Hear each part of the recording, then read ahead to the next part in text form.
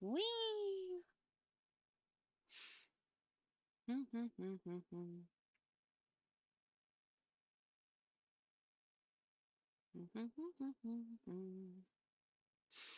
For people watching on the VOD squad, we have two games we're going to play today. We're going to play a psychological horror, Yuri, and then we're going to play a yandere romance called 14 Days with You. Wow! But you'll know that because it's thumbnail. Woohoo! I might talk about my dog at the beginning and just catch up with people, so you might have to skip ahead like 7 minutes if people start joining in. That's a little secret for the VOD squad. It's so awkward when it's not playing music. I should have put in something. Oh boy.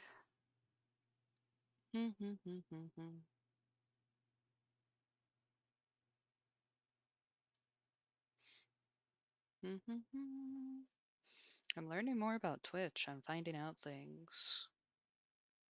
I really should have spent a lot more time on Twitch. Just lurking around and seeing how normal people stream. Only watch VODs all the time, but it's a lot different. It's a lot different.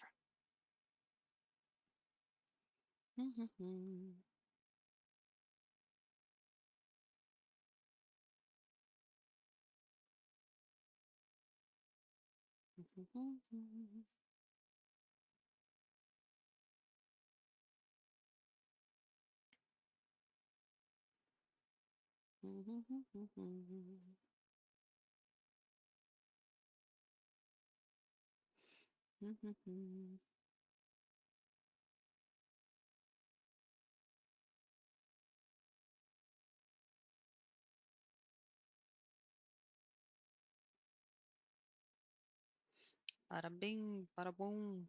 Everything's posted. I have all this stuff set up. We're doing good. Sometimes I wish I posted before streaming, but it doesn't make a lot of sense when I say live everywhere. Oh, Vic's medicine's done. Vic got a spinal tap, and the results came in today, and there was nothing. So he is in continuous head pain, and that's another avenue that we have eliminated, trying to figure out what has happened.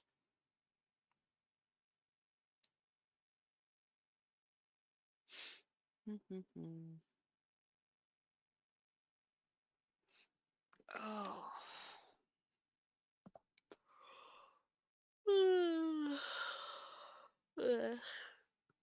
Sleepy. Is there music and it's just... No. Oh my god. Okay.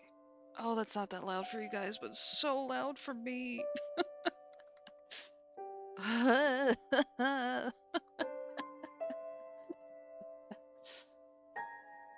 Ooh. Oh, wow, this is so pretty. Okay. Let's go ahead and... Ooh, I do like the text color change. Oh, there's not really much outside of that, huh? Okay. Auto forward time. Hmm. Okay. No, wrong button. I thought that was quit the settings. Hee hee. It's fine. I'm so excited to play these. I've been at work all day, so I'm a little tired. Wow, the thing didn't want to pick it up again. Uh-oh.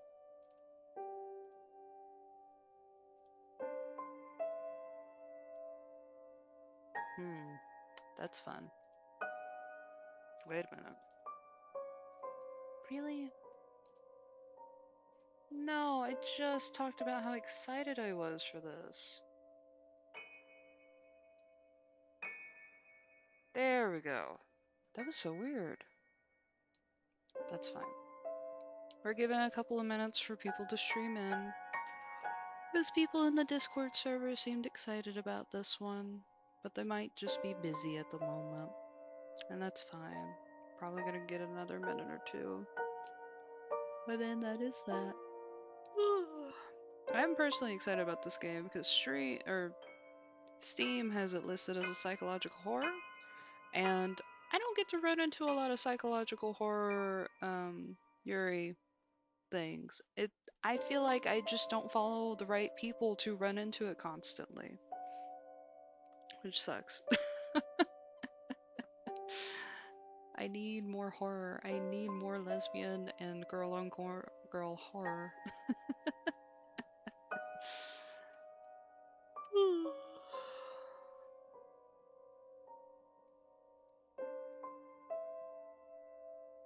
Hmm. I don't. I haven't started this. Oh, okay. Oh, it's got like the old visual novel thing. It says empty always. Okay. Ooh. Wait, wait, wait. Oh, there's different characters. Oh no, they're so cute. This is the biggest sweater in mankind. Ooh.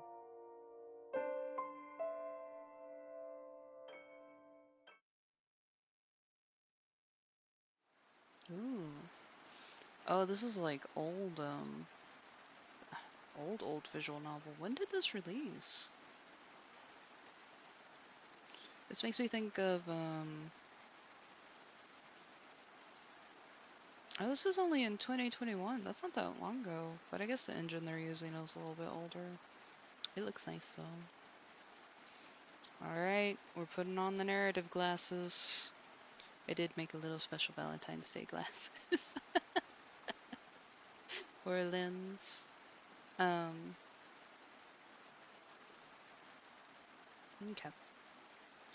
The rain never seems to cease at this time of the year. I hope the audio is fine. It pours from the sky in its unending grief, as if longing for something unseen. Thunder roared in the distance, enough so to make the young woman flinch, but not enough to make her waver. The pendulum clock on the wall swung back and forth, ticking down the time. Tickling, Jesus. Ooh! Oh. She seems to be late. Oh. Sorry, I'm looking at the background a little bit. It looks like that old photo effect. That a lot of older photo editing programs had when I was in school. So I got distracted. Hee hee. She seems to be late. Perhaps she's not coming after all, Amelie. I think it's pronounced Amelie. There's no need to make such a sullen face. Mayhaps this is for the best. She's cute too. Wow, they're all cute.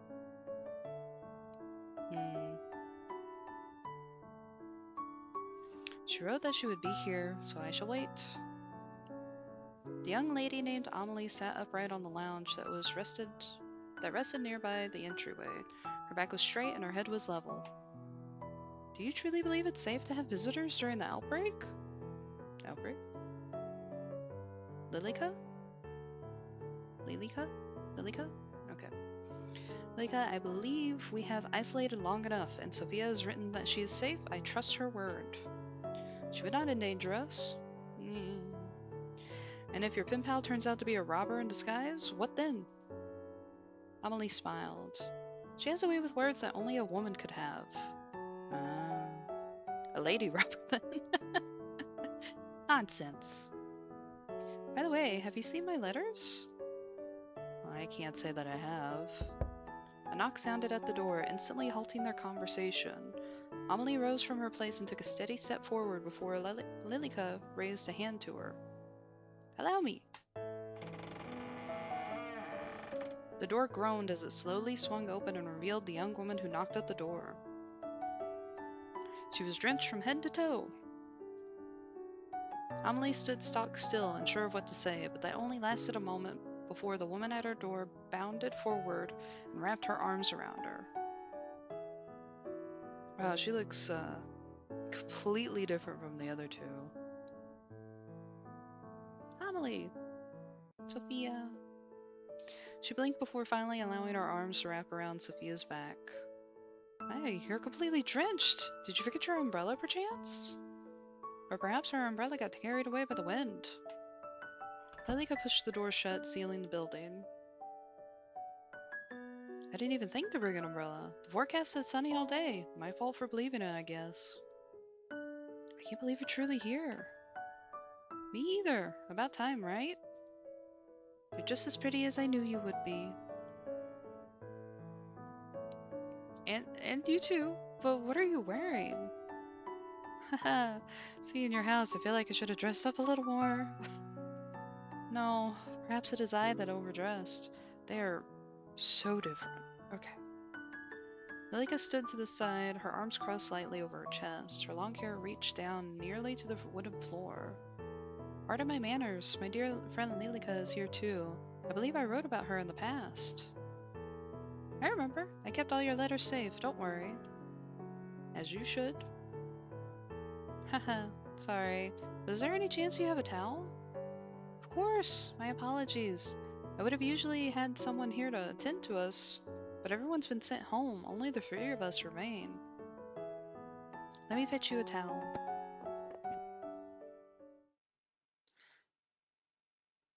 Sofia is so different in design wise. I mean, like the art style is the same, but I mean, outfit wise, eyes and hair look very different from them. And also, her way of talking is very different right off the bat. I don't know if that's just like a weird red herring thing or just how she is, and because it makes her look a lot more modern while the other two are very older, which is strange. Amelie knew not to run, yet a part of her felt the need to almost skip in joy. She wanted desperately to be back by Sophia's side, chatting about everything that they had missed in their letters. The two had been pen pals for as long as she remembered. Sophia's letters had been delivered to the manor by mistake, but for some reason Amelie had felt compelled to reply. Since then, the two of them had been the best of friends, even having not met face to face. To finally meet now in the flesh had certainly been of great excitement to Amelie. She quickly retrieved the towel and made her way back to Sophia's side. Lilika stood a distance away from her, still looking vaguely unhappy. Sophia spun around, a look of surprise on her face when she saw Amelie.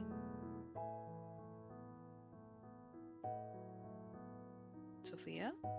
Oh, Amelie! Please use this. Thanks. I'll bring an umbrella next time, I promise. Sophia lightly toweled at her hair and clothing, drying off from the rain that she found herself caught in. Then, if you're now dried off, would you care for a tour of the house before afternoon tea? Well, that sounds great. Well, on your right is the pantry, and down that hall is the boiler room, but you shouldn't have any need for those spaces. The two walked side by side, with Lilika traveling slightly behind. These are all guest bedrooms. I have prepared this one for you. I have prepared this one for your use. If you find anything not to your standards, you can let myself or Lilika know. I'm gonna be so sad if I'm pronouncing that name so wrong. Amelie, I have a feeling your standards are much higher than mine. I've never even been in a house that looks like this. No? Is your home not similar? Well, it's a lot smaller. Well, there's no shame in that. You own your own property, yes? Yeah, I recently bought it. With your husband? What? No, of course not. I'm not married. Your father allowed you to buy property on your own? Haha. Well, you speak just like how you write. I'm so surprised. And you speak quite casually. People usually say that about me. Being here, around you, makes me want to be more formal. What need is there of formality between friends? Well, that's true too. Ahem. This is the morning room, and next door the dining room. We'll be having afternoon tea in the sitting room here. So many rooms. Upstairs is my bedroom and the master bedroom. I must ask that you don't enter the master bedroom as it belongs to my parents, who are currently away. Of course, I won't go poking around anyway. All this walking has made me parched. Shall we take afternoon tea now? Sure, that sounds good. Why don't you have a seat while Lilika and I prepare our food? Oh, I can come help. Nonsense, you're my guest. It'd be remiss of me to allow you to lift a finger. Well, if you insist, but I'm happy to help anytime. Thank you. I'll be back soon. Please rest. Amelie! Yes? It's nothing. Take your time. Sofia slipped through a doorway and disappeared. Amelie smiled gently, feeling giddy from the bottom of her stomach. Isn't this lovely, Lilika? To have a new face in the house. Feels like forever. Yeah, how lovely. I'm glad you two are having fun at the very least. Are you not? No, she's pouting. I'm always having fun when we're together, Amelie. Ah, I see. Are you jealous? Worry not, my dear friend. Of course our friendship means just as much to me. I value you greatly. Just as much? Indeed. Come along, Lilika. Let us prepare tea. The backgrounds are a little jarring. Did you finish the baking yesterday? The pastries are ready for serving. Excellent. I'll just fetch the tea then. Allow me. A lady of your standing shouldn't be doing such a menial task, should she? Well, don't be absurd. Even Sofia herself seems to be fine in the kitchen. Did you hear how she jumped in to help? I should follow in her footsteps. What would your parents think of that? I appreciate the sentiment, but they took with them all of the staff. I have little choice but to prepare my own tea. I see. Then shall I attend to our guest? I wouldn't want her to become lonely. Well, would you? It'll only be a few moments. Of course. Anything for you, Amelie. It'd be a good chance for you to become friends too. I'm sure it will be. Lilika left the kitchen with slow, deliberate steps. Amelie turned back to the kitchen. I wonder what she would prefer. Ooh. Oh no. Fabled tea choice. I hate green tea. I'm going with oolong. Father imported this for Mother, but I'm sure she won't mind if I borrowed a little. Uh-oh. There. Amelie retrieved her finest teapot and 3 matching cups. Pink flowers blossomed all over the white surface. Something about it reminded her of Sofia. We have picked the poison tea choice. I'm back! Ah! Oh, she looks terrified. Woo! Hello! One sleepless snake. Thank you for joining. Sofia? Oh, Amelie. I'm sorry you scared me. Is everything alright? Yeah, I think I'm just a little tired. Good. I'm sorry for the delay, but I prepared tea and the pastries. So, this is what a high tea looks like. High tea will come later. This is just a simple afternoon tea. Will Lilika be joining us? I believe so. Was she here a moment ago? No, she wasn't here. How strange. She told me she was coming to sit with you. Perhaps she's gotten herself busy with something else. Should we wait? There's no need. It would be sad to let the tea go cold. Amelie poured tea into the 2 cups slowly, copying the movements she had seen Lilika do time and time again. Did you have much trouble getting here? A little. My ride broke down, so I had to walk for a bit. Broke down? Oh, I'm extremely sorry. If the staff had been here, I would have sent someone to collect you. It's okay. It's just a little rain. I wouldn't want you catching a fever. My medicine store has been running low as of late. No worries. I usually carry ibuprofen with me. Ibuprofen? I haven't heard of it. Okay, yeah. They're so fucking different. It's like they're from different timelines. Oh no. Okay. Anyway, I'm glad you arrived here safely. I'll draw a bath for you later to make sure you're warmed up properly. Thank you. Amelie sipped at her tea before looking down at it with a confused expression. Oh, hey, Belfie! Yeah, I'm sorry, I couldn't glean that from the username, but hi! Thank you for joining. A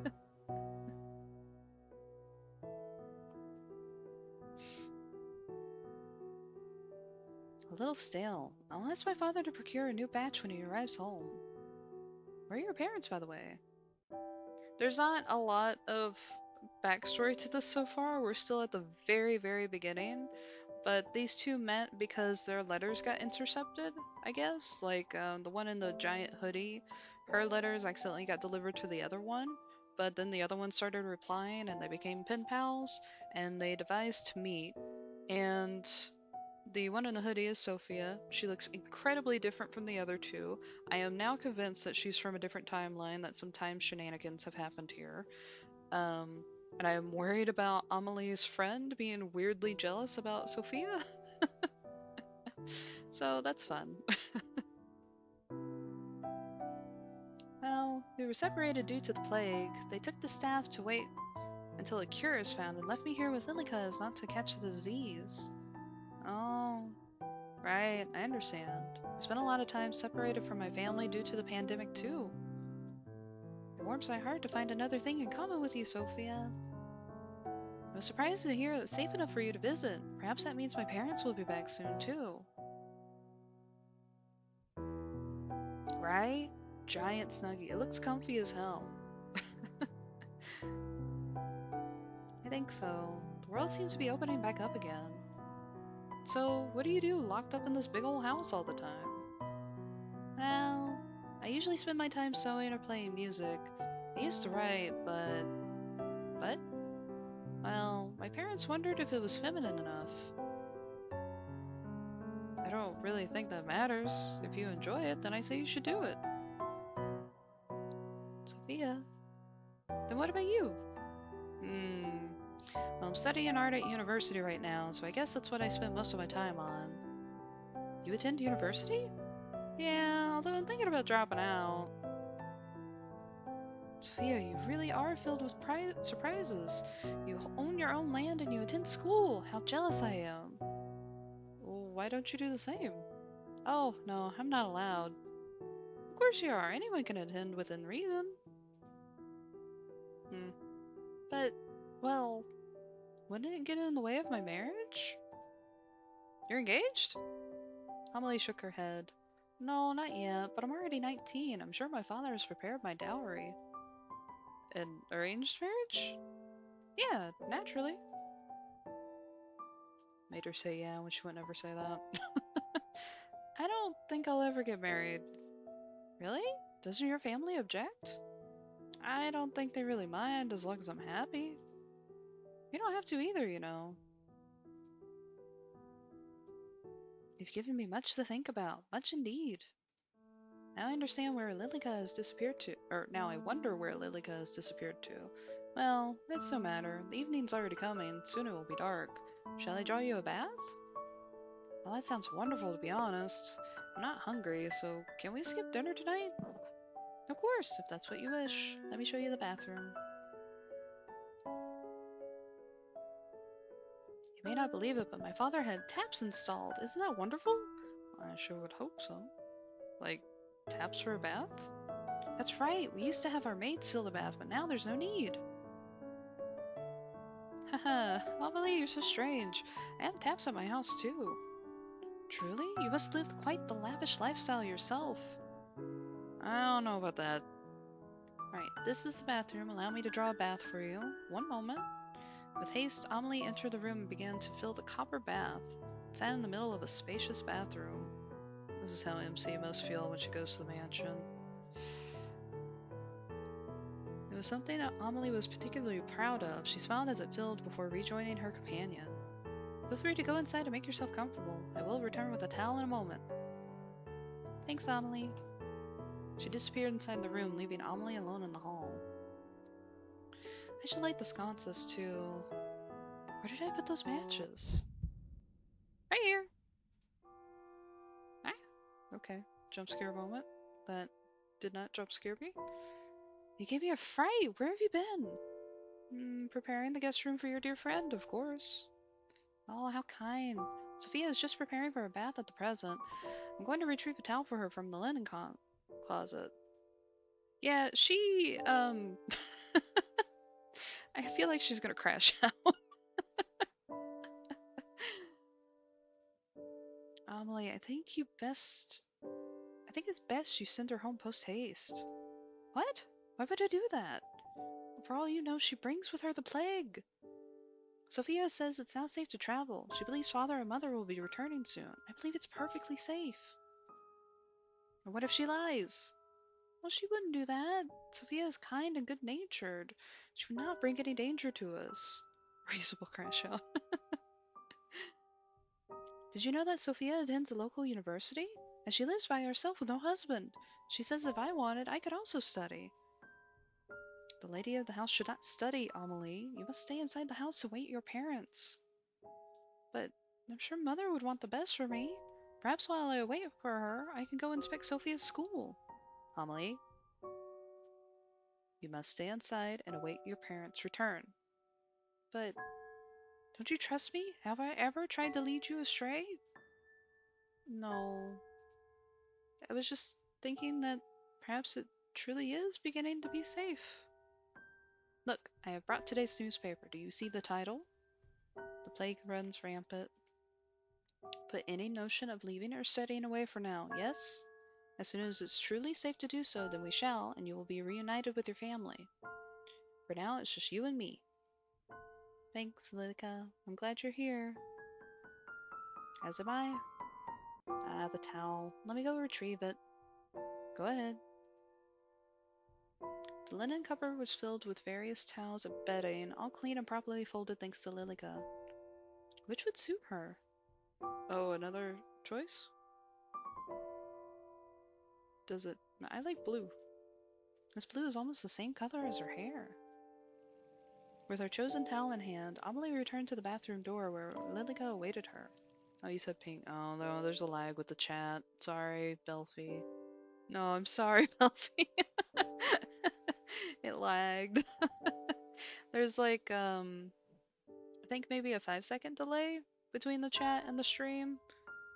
I could wait a little bit more with the responses, though. She first knocked at the door, and when there was no reply, she opened it carefully. The sound of the tap running still came from inside. Excuse me, I'm coming in. Sophia? I knocked, but I didn't hear a reply. I brought you a towel. Do we get boobies? Or we get death? Oh, she's alive. Ah! Amelie first saw a slender, marble-like back. Whoops. Then she noticed the blue hair that fell on those bare shoulders, one side tucked carefully behind an ear. Oh, Sophia, please forgive me. I didn't realize you had already entered the bath. No, it's okay. I'm sorry. You just surprised me.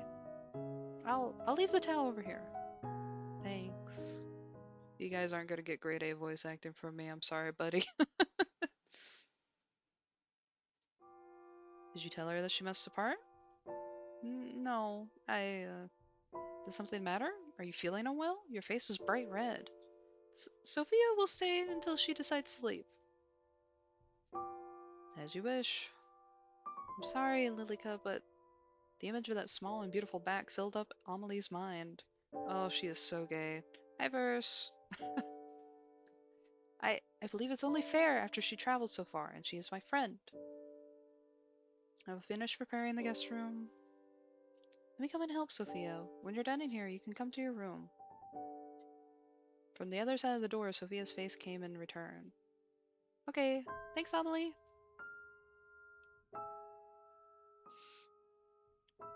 First, there's not a lot that has happened so far. Right? This one? Yeah, Yandere. That's what I'm thinking too. I think she's gonna crash out and murder the other one. But Verse, it seems like these two are from a different time period than Sophia. They met because Sophia was sending out letters and it came to her, Amelie. Um, Sorry, my mind blanked. I've been working all day. I'm still decompressing from work. um, was sending letters. It got delivered to Amelie instead, but Amelie started replying and became pen pals with each other. And they talk very differently, and Sophia is very modern looking. So, Doom Jury for the witch. Yeah, that's what I want. Okay. The guest bedroom was freshly cleaned, with new linen on the bed and a lit lantern beside it. You did a fine job of preparing the room so far. Thank you, Lilika. Well, anything for you. I was thinking tomorrow, if the rain has cleared up, we can open up the greenhouse again and have morning tea there. It's been so long since we last used it. Didn't we already speak of this? You can't leave the house. But surely the greenhouse would be safe. No one else uses it, and it's only a few steps from the back door. It is unsafe. You know this. What has gotten into you? Is it because you're a friend? Yeah, we support women right and women wrongs. I just thought it would be nice to at least sit in the sun. Then you may sit by the window in the dining hall. Is it really so unsafe that even taking a foot outdoors would be dangerous? Yes. Sophia, I see you're done with the bath. Amelie shook her head, trying to remove the image that was still plastered to it. Were you talking about the greenhouse? Yes, did you see it when you arrived? I did, but it looked as if the plants inside it had died. Oh, that's impossible. It's barely been any time at all since the gardeners left. I'm sure the plants inside are more sturdy than that. Well, even if they had died, maybe we can go in and replant some things tomorrow. How wonderful! Have you not heard a word I said? It's unsafe to do so. Oh. Oh, don't be such a spoilsport. I think I would be perfectly fine.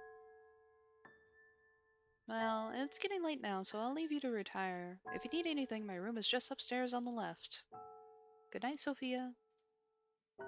Lilika left first. The door, which was still hanging slightly open, shifted as she went. Amelie, would you stay for a while? Is something the matter? Gay. Just a little homesick. Sophia sunk into the bed, sighing as her head hit the pillow.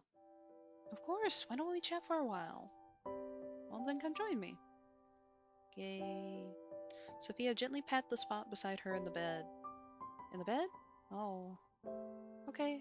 The bed was still rather firm, unused by many guests. Amelie took a deep breath to calm her racing heart before she finally looked towards Sophia. Thanks for staying with me for a while. Aw, it's nothing to worry about. Truly, I wanted to spend more time with you too. Really? You don't find me boring?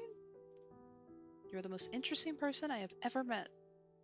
Aw, don't be silly. I'm being completely honest. You're truly so unique. I think the same about you. Yeah. Okay. I've never met anyone like you, really. You wrote so much about yourself, and yet seeing you in person, I fear there is still so much I don't know. Well, there's plenty of time for us to tell each other everything. Well, then tell me something about yourself, something you've never told anyone. I'm partially blind in my right eye. Oh. Really? Well, how can you see? Oh, how well can you see? Whoops. It's okay, just a little blurry, really. I know, we're just like, yeah, kiss, kiss. We're smacking the little dolls together. You tell me something. Well, when I was 12, I stole the cookie jar from the kitchen and blamed my brother. He was scolded for hours. Haha, what a mischievous child. I'm sure your brother was all too pleased. Actually, it was his idea. He knew I wanted it and told me to tell my parents it was him if I was asked. What a good brother. Where is he now? Did he go away with your parents? Amelie shook her head. He died when he was 16. Oh, I'm so sorry, Amelie. What happened? Scarlet fever, so my family was left with only me as an heir. And what worth is a female heir? Well, you're worth plenty, more than plenty. Oh, thank you, Sophia. But some days I am unsure. It's your turn again. Truthfully, I said before I didn't want to get married, but that's not exactly right. I do. Oh? I just don't want a husband. Then, I'm sorry, does that make you uncomfortable? No. I have also thought that I don't want a husband. Whenever my father has brought it up, I felt sick to my stomach.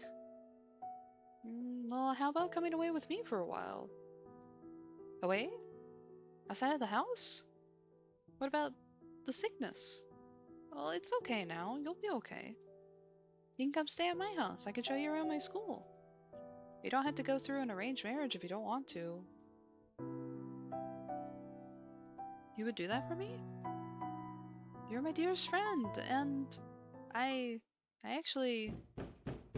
Ooh, there's there's a lot of pounding. Lilika? At some point, the two women had gotten close enough together that they could feel each other's breath on their lips. Damn, they were getting very close.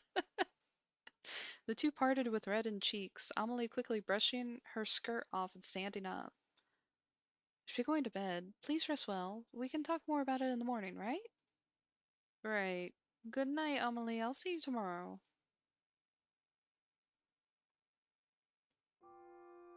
Lilika? It is late. You should retire to your bedroom.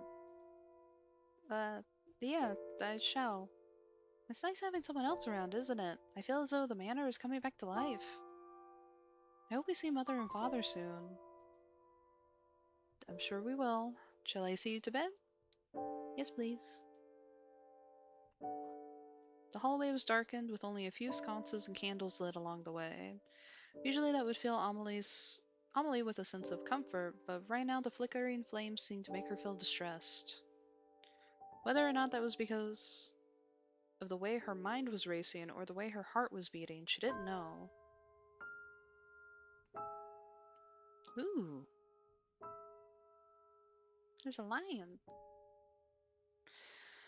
As she rose up the grand staircase, her eyes lingered on the large stained glass window. The moon shone through the colored glass, leaving a rainbow of colors all over the steps.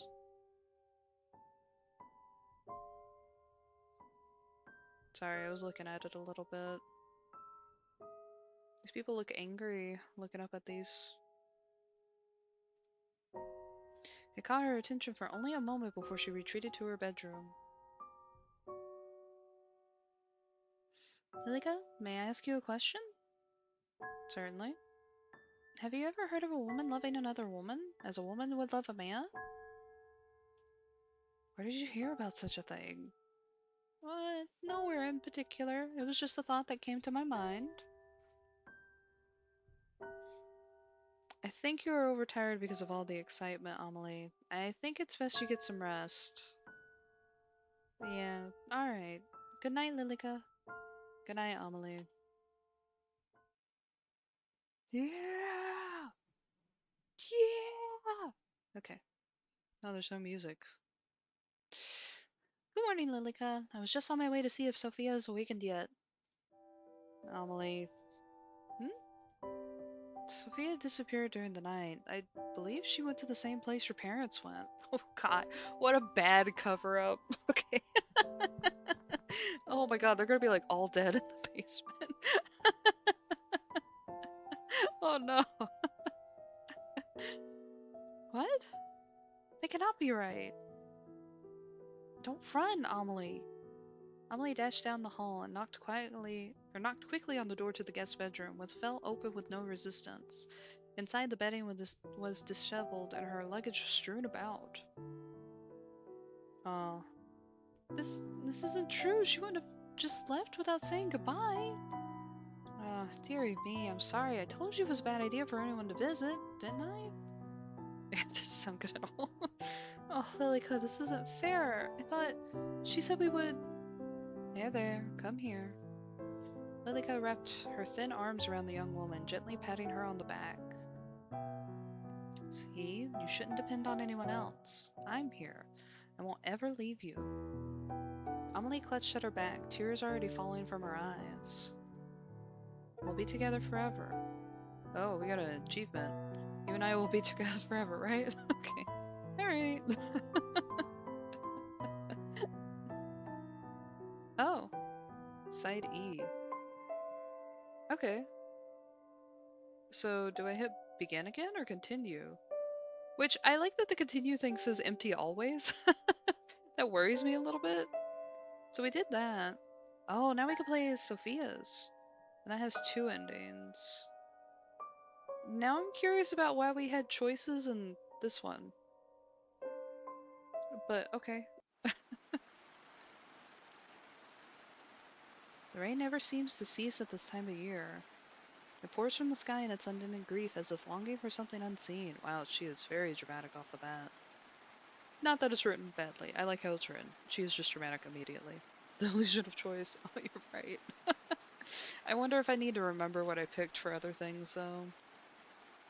Thunder roared in the distance, enough so to make the young woman flinch, but not enough to make her waver. The taxi gently rocked as the road turned to rubble, and the rubble turned to overgrown grass dirt. Woo! Hold on, overgrown dirt track. I don't know where I got grass from. Sorry. Outside the window, Sofia could barely see a few feet away through the raging storm. It made her feel uneasy. In her lap, a letter. She read the words again, despite knowing them off by heart. Dear Sofia, how glad I am that you're... How glad I am to hear that you are well. I am healthy, although I believe I may have a problem of the heart, and has gotten quite lonely awaiting here for my parents to return. I am thankful to have Lilika residing with me, but I still await the day where my family will be reunited. But you say that it's safe enough for you to visit? Truly? I have never even dared to dream of being able to see you in the flesh. If it is true, then I will await you at the address written on the back of this letter. Yours, Amelie. You sure you have the address right? We're in the middle of nowhere. Sofia stared at the fragile, handwritten address that Amelie had left her, had trusted her.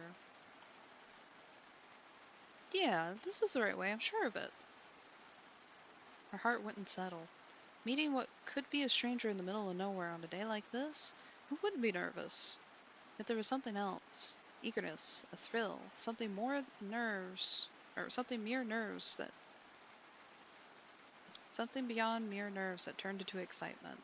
She could barely imagine the hand that had penned the letters she had been receiving for years on end, let alone a fate. Wow, they've been doing it for years? But for some reason, her heart still beat hard when reading the words that the mysterious young lady of 19 from a manor far out in the middle of nowhere wrote to her. Desperate to calm her jitters, she pulled out her phone, looking to send her worried family one last message of reassurance, only to find that it wouldn't switch on. I'm sure it was fully charged. The rain was falling even more heavily now. In the distance, a building sprang into view.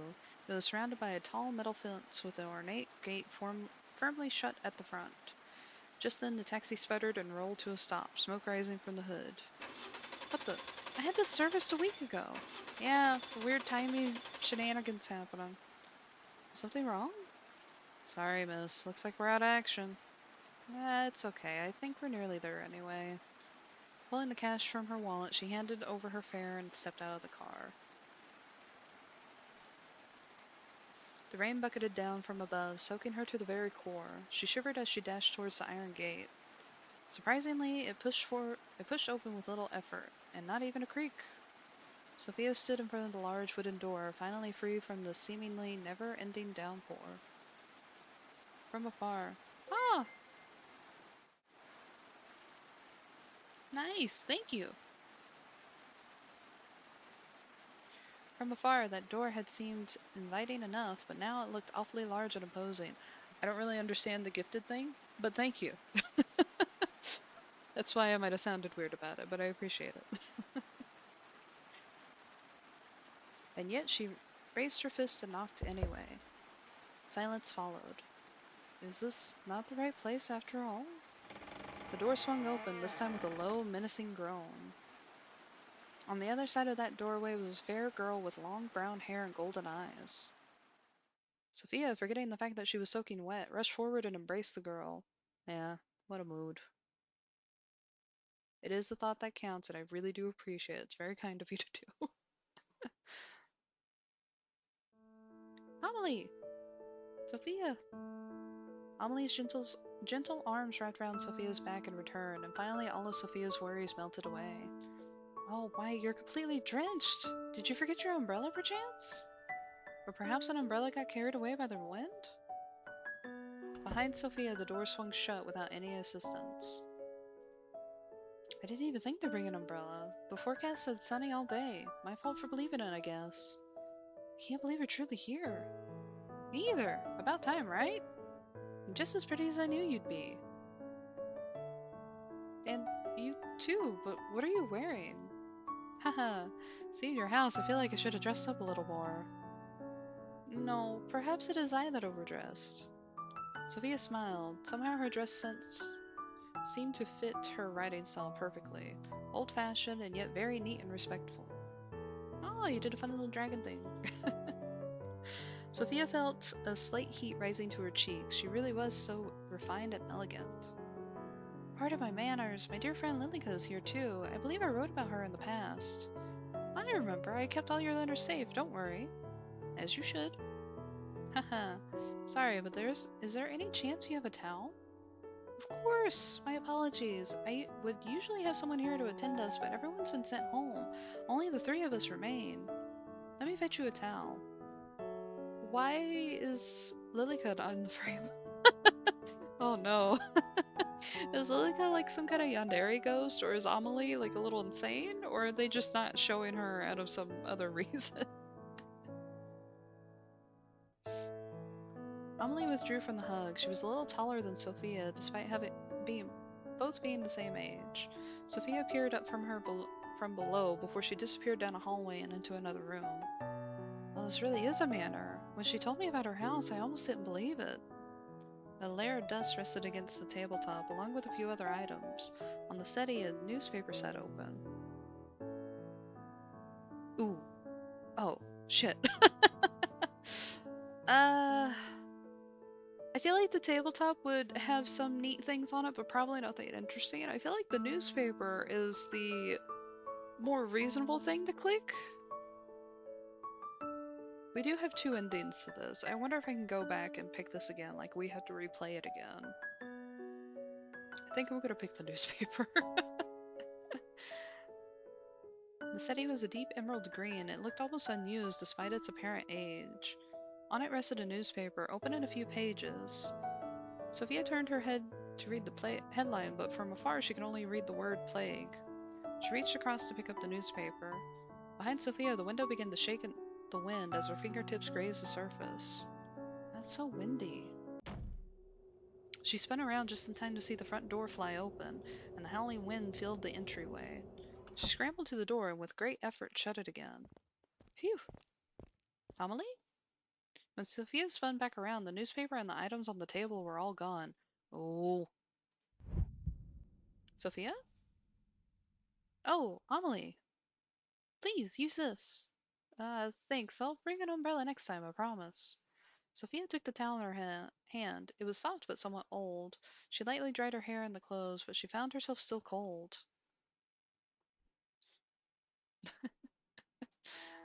Then, if you're now dried off, would you care for a tour of the house before afternoon tea? Yeah, no. Things are fucking up. Yeah, Sophia's gonna fucking die. That sounds great. On your right is the pantry, and down that hall is the boiler room, but you shouldn't have any need for those spaces. The two walked side by side, alone in such a big manor. Yeah! Okay. Sorry. These are all guest bedrooms. I have prepared this one for your use. If you find anything not to your standards, you can let myself or Lilika know. Amelie, I have a feeling your standards are much higher than mine. I've never even been in a house that looks like this. No? Is your home not similar? Well, it's a lot smaller. There's no shame in that. You own your own property, yes? Yeah, I recently bought it. With your husband? What? No, of course not. I'm not married. Your father allowed you to buy property on your own? Haha, Amelie, you speak just like how you write. I'm so surprised. And you speak quite casually. People usually say that about me. Being here, around you, makes me want to be more formal. What need is there of formality between friends? That is true too.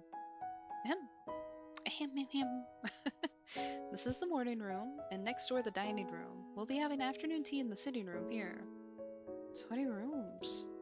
Upstairs is my bedroom and the master bedroom. I must ask that you don't enter the master bedroom as it belongs to my parents who are currently away. From the landing below, Sofia could see the door to the master bedroom. For some reason, her eyes were glued to it. I will say that if I have to replay Sofia again, that's how we get the other ending. Instead of it just being like a replay and there's some like extra thing, I'm assuming we're gonna have to replay it. I am just gonna skip a lot of the dialogue because all of this, not all of it, about half of this is what Sophia's entrance had. So if that happens, or with Lilika as we're playing with her, and it goes over the scene again, I'll probably skip some of the dialogue that isn't unique to Lilika then, because it seems a little pointless to keep reading it over and over again. Whoa! Ooh. Ooh. Ooh, there's a music box. I want to listen to it for a second.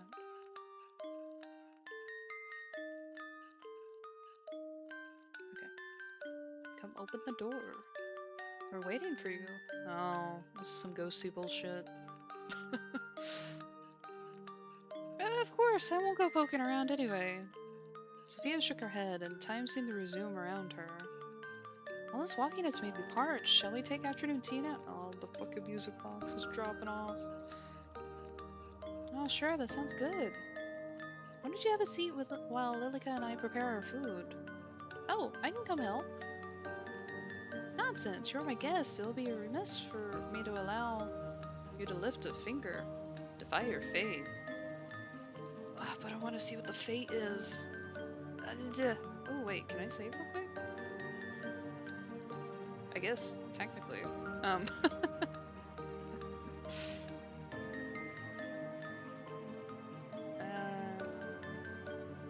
What happens if I just click continue? If you insist, but I'm happy to help anytime. Thank you. I'll be back soon, so please rest. Amelie. Yes?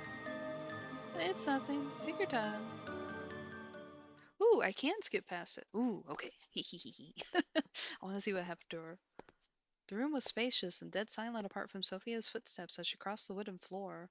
Each step was deliberate and slow as her eyes searched through the room. Nothing in particular stood out. Large windows showed a glimpse of the outside world through thick curtains. The rain was still coming down hard, obscuring her view.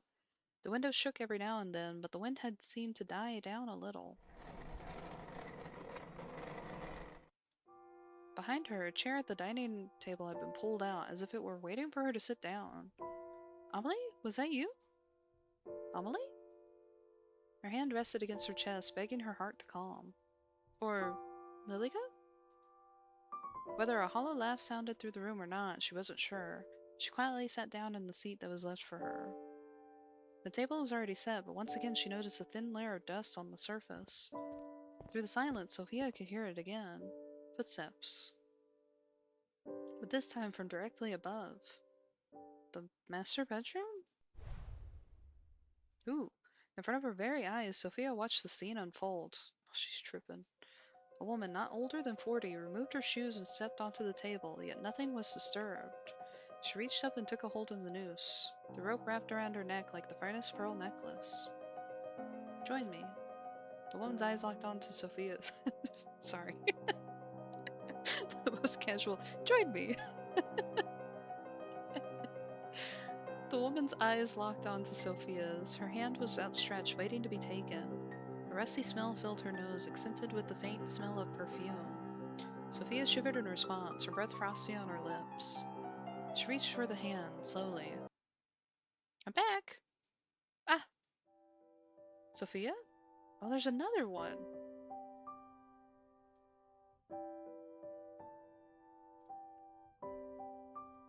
Oh, Amelie. I'm sorry, you scared me. Is everything alright? Sophia stared at the spot the woman was only at a moment ago. Both she and the noose had disappeared. Oh, an ad? Alright, I'll wait. Oh, I stretch.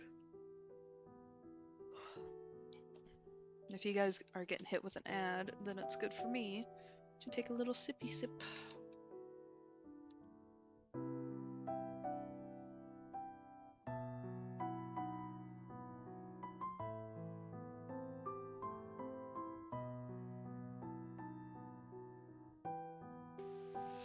You guys are gonna have to forgive me for stuttering so much. Work wasn't hard today, but it was very boring and I got really tired. And I had to read a lot of things, so I keep accidentally missing words and stuff. I didn't think that was gonna happen, or else I wouldn't have picked visual novels to read. Oops.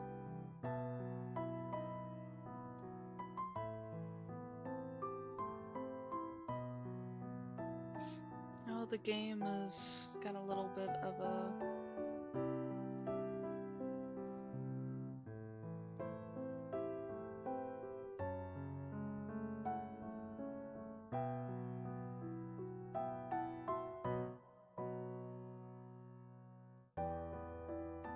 There we go.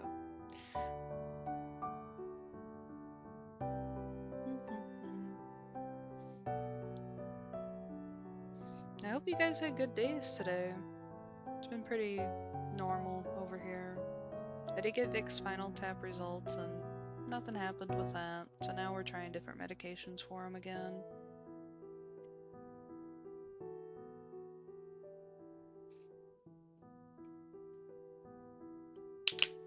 Ah, Jesus.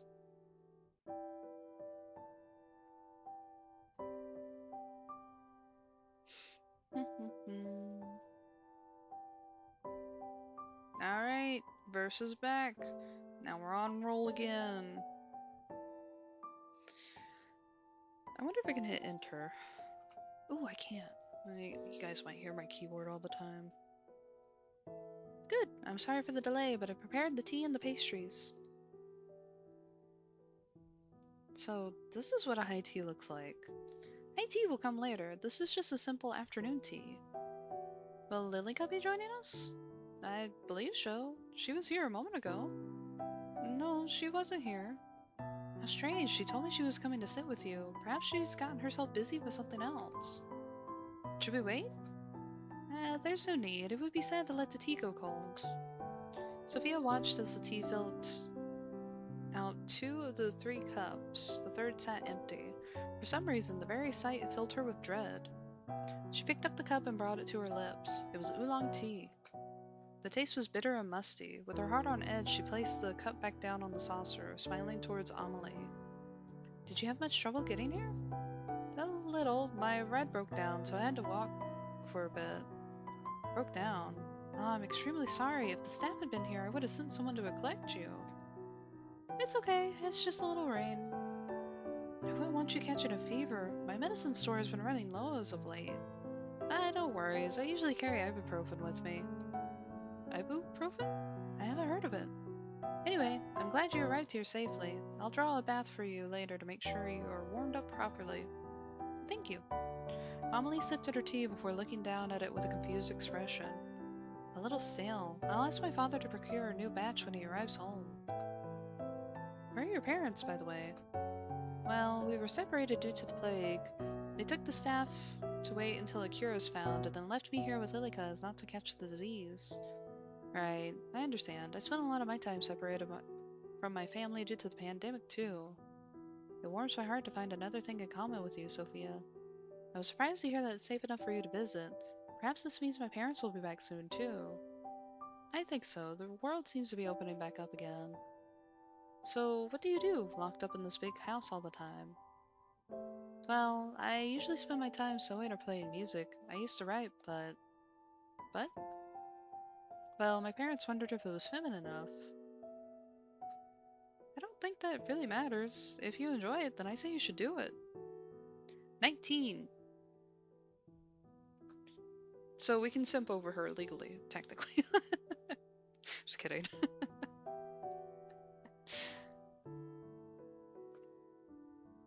I know, that's the thing. Like, how long has she been 19?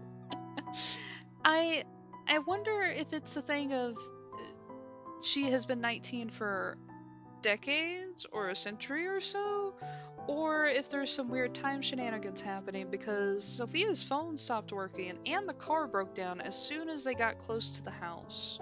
Or, sorry, the manor.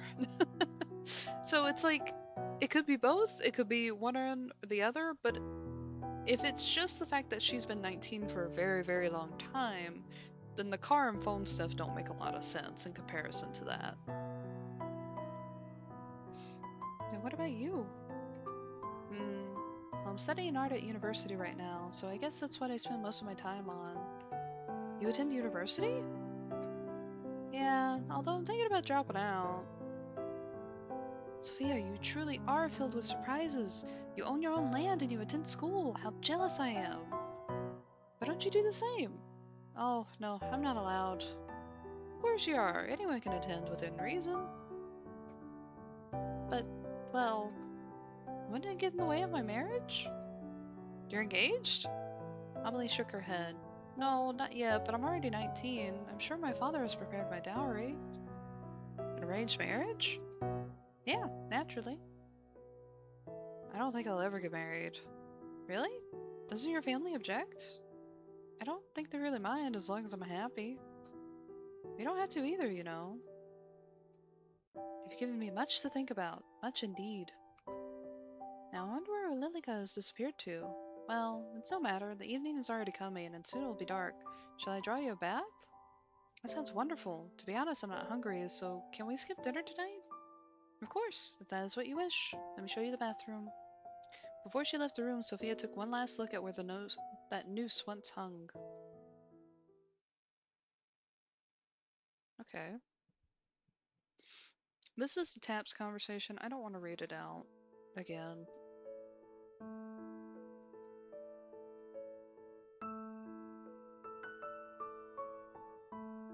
Alone in the hallway, Sophia peered back up the grand staircase, past a large stained glass window, and at that dark door shut tight.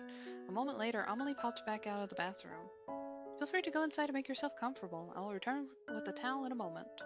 Thanks, Amelie. Water spewed from the rusted pipes into the steel-lined wooden bathtub.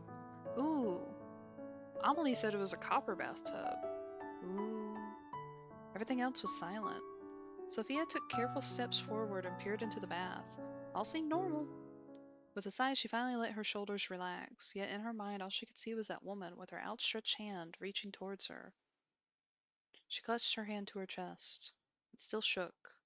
Sophia stumbled forward until her hands rested on either side of the washroom basin. Her fingers held on tight until her knuckles were bone white. It's okay, Sophia, you're just tired. Her eyes traveled up to the mirror. It was embellished with a golden frame. She stared at her reflection. She was still herself. It was all a figment of her imagination.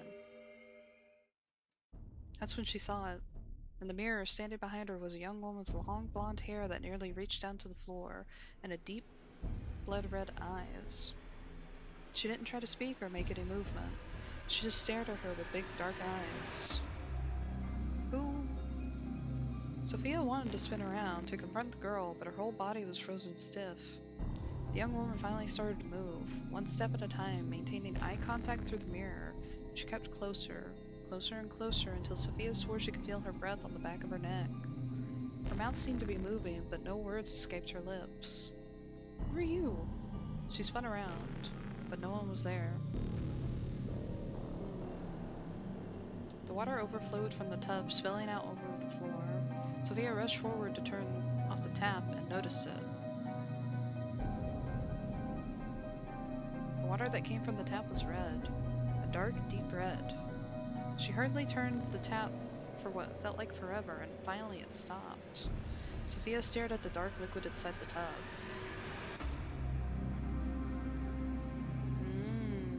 Oh, wait, first I want to see what you're saying. I wonder if it's like Amelie has subconsciously trapped herself in time, or if it's the blonde. It's probably the blonde, but then Amelie seeing things differently is explained. Yeah, there's some weird disconnect happening between the two. Unless there are weird magics happening, to where Amelie's supposed to see everything at a good standstill of time around her, so she doesn't kind of like snap, and she is forced to live in this little time bubble. Meanwhile, Sophia's from the modern times, so she's seeing how everything's aged and how everything isn't as great as it's made out to be in Amelie's head. That's the only thing I could think of for the differences in what Amelie is seeing and Sophia, even like whenever it's like wooden bath versus copper bath. Maybe Lilika is making her view the copper bath and like, ooh, look, nice opulent thing. Opulent. And then Sophia's like, what the fuck is this shit? Without thought, her hand dipped in. When she withdrew it, each finger was dyed red.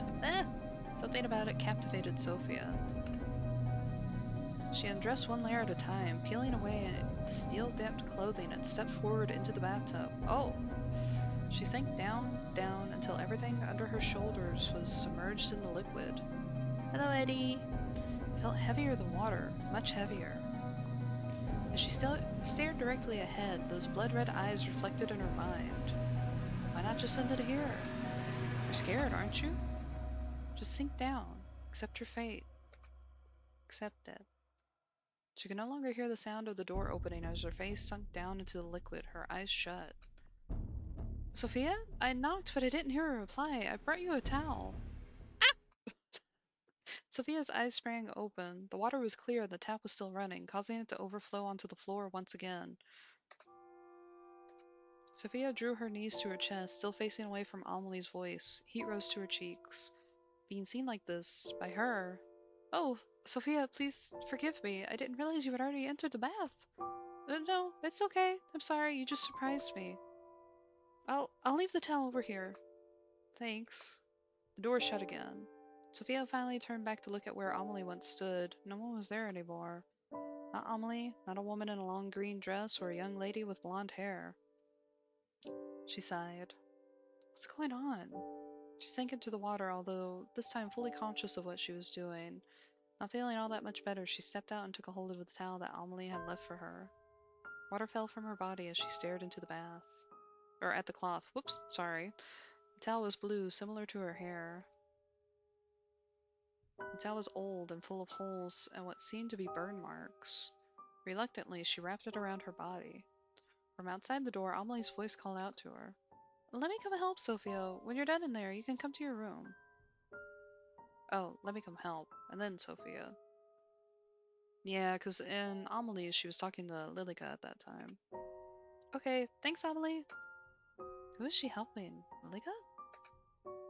She shivered. The room had become awfully cold, and the towel did little to bring her warmth. She picked up her discarded clothes and redressed. Her clothes felt foreign and wrong on her. Sophia took a deep breath and then swallowed hard. I'm okay.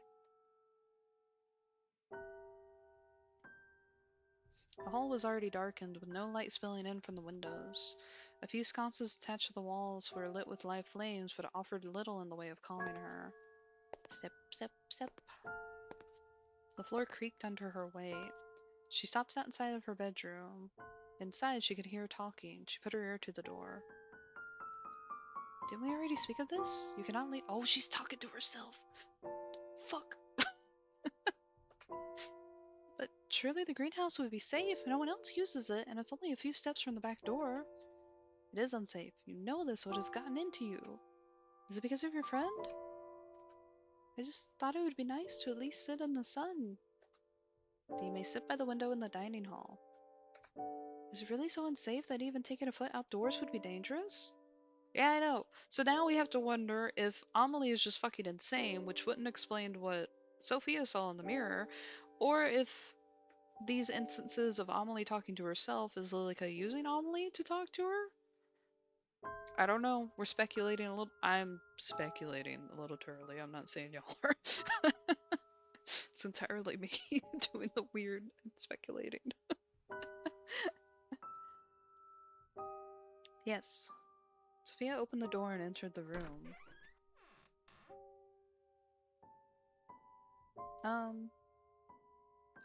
Romancing herself. Can't get anyone to love you, gotta love yourself. um, Amelie stood by herself, making the bed. Sophia, I see you're done with the bath. Sophia looked away, thinking of what had happened in that bathroom. Were you talking about the greenhouse? Yes. Did you see it when you arrived? I did, but it looked as if the plants inside had died. Oh, that's impossible. It's barely been any time at all since the gardeners left. I'm sure the plants inside are more sturdy than that. Well, even if they had died, maybe we can go in and replant some things tomorrow. How wonderful! Have you not heard a word I said? It is unsafe to do so. Uh, oh. Oh, don't be such a spoil sport. I think it would be perfectly fine. Well, it's getting late now, so I'll leave you to retire. If you need anything, my room is just upstairs on the left. Good night, Sophia. The door shifted before Amelie could even reach to touch it. Sophia's eyes locked onto the movement. Oh. um, Amelie, would you stay here for a while? Is something the matter? Just a little homesick. Sophia sat down on the bed before resting her head on the pillow. It was hard. Of course, why don't we chat for a while? And come join me. Sophia gently pat the spot beside her on the bed. In the bed? Oh, okay. Sofia looked towards Amelie in the low light. Right now, she seemed hauntingly beautiful, as if she were nothing more than a ghost. Thanks for staying with me for a while. It's nothing to worry about. Truly, I wanted to spend more time with you too. Really? You don't find me boring? You're the most interesting person I have ever met. Don't be silly. I am being completely honest. You truly are so unique. I think the same about you. I've never met anyone like you, really. Her mind flashed back to all she had seen. Really, she truly had never met anyone like Amelie, who talks for herself and lives in a haunted mansion. You wrote so much about yourself, and yet seeing you in person, I fear there is still so much I don't know. There's plenty of time for us to tell each other everything. And tell me something about yourself, something you've never told anyone. Hmm, I'm partially blind in my right eye. Really? How well can you see? It's okay, just a little blurry, really. You tell me something. Tell me something, she thought. Tell me what's going on here. Tell me I'm not insane. Well, when I was 12, I stole the cookie jar from the kitchen and blamed my brother. He was scolded for hours. Yeah, we're hitting all this normal stuff here. So if you need escape plan. Yeah, I would be like, going like, hey buddy, did you drug me? Like, hey, let's take a walk outside. Let's get out of here for a second so I can breathe. I'm gonna skip this a little bit since we did read this already.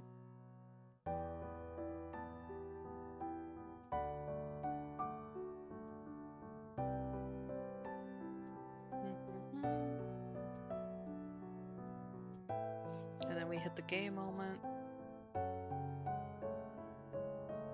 And I wonder if the almost kissing thing was in Amelie's head or not. Let's see.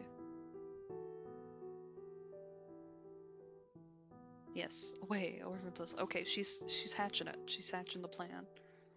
It's okay now. You'll be okay. You can come stay at my house. I can show you around my school.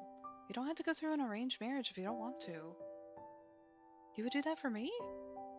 You're my dearest friend, and I actually... Lots of pounding. Ooh, we're doing it again. Ah! I dropped my mouse. Sorry. I knocked that on the floor in excitement. Now the yuri's getting to me. Alright.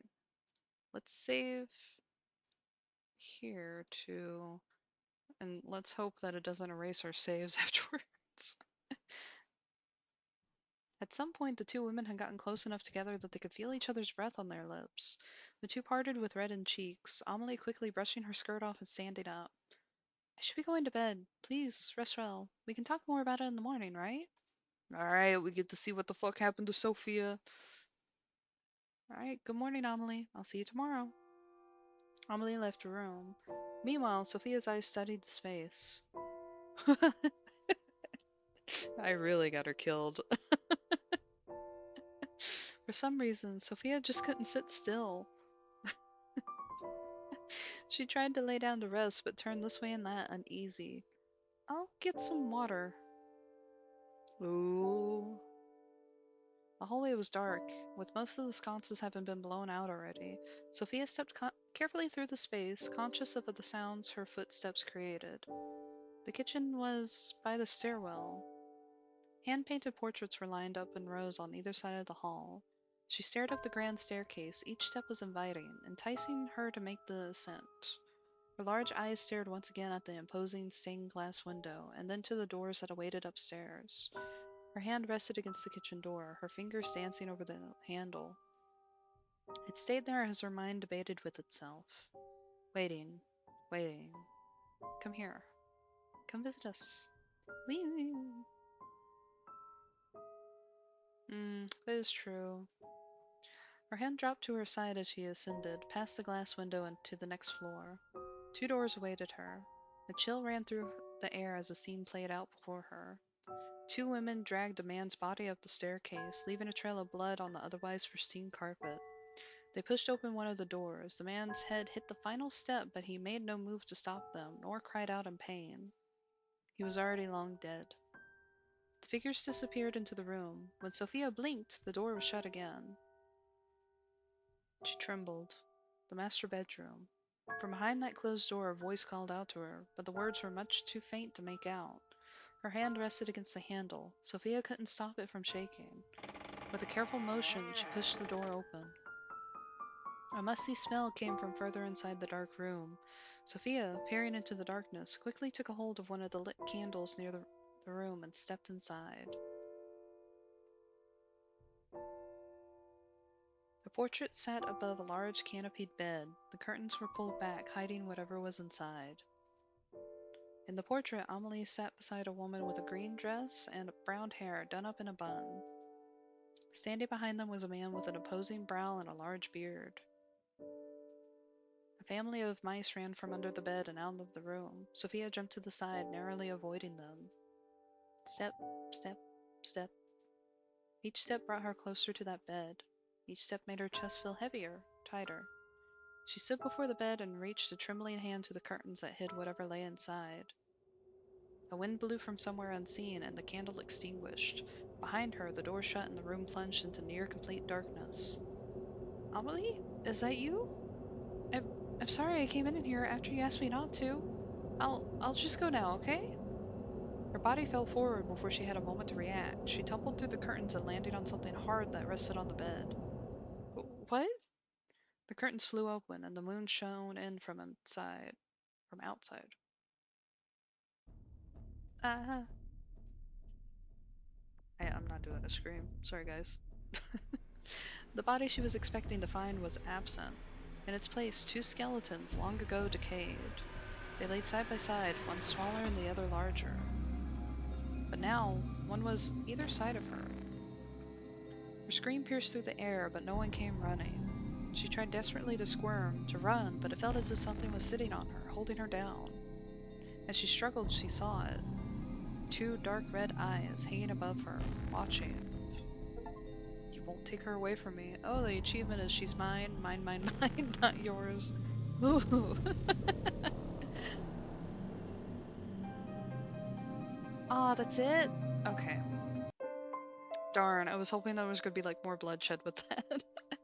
So did it save our... Yeah, it saved it. Okay. So let's try from the first defy. What happens here?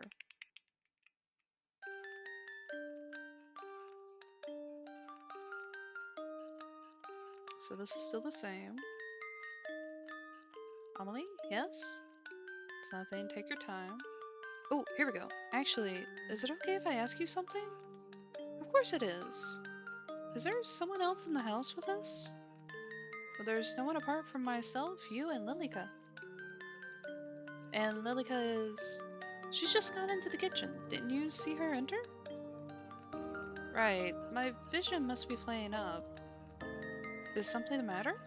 No, it's fine. I'll wait for you inside. Ooh, okay. Alright. So then... Ooh, okay. So now we can see the old text is yellow. So I'm just gonna keep going through.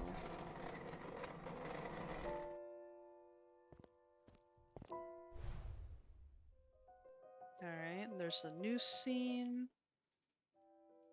Here we go.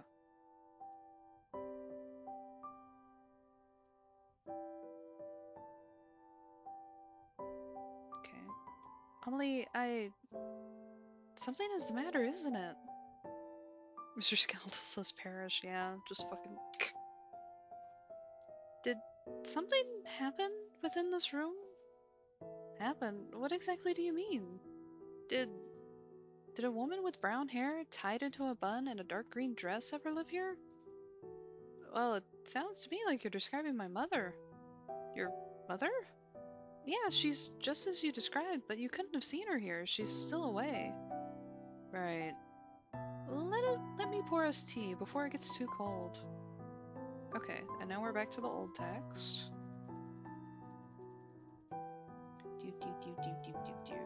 The other defy thing was in the bath, I think. Oh, I don't want it to skip too far ahead. Ah, okay.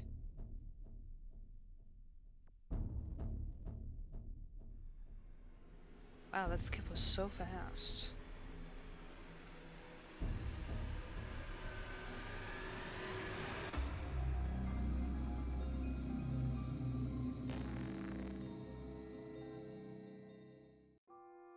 Wait, did it skip the Defy thing? No, maybe it's out in the hallway or something.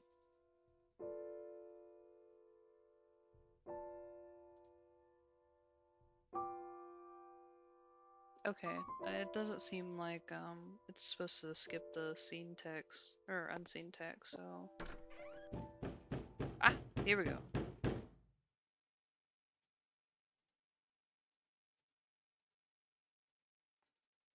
All right.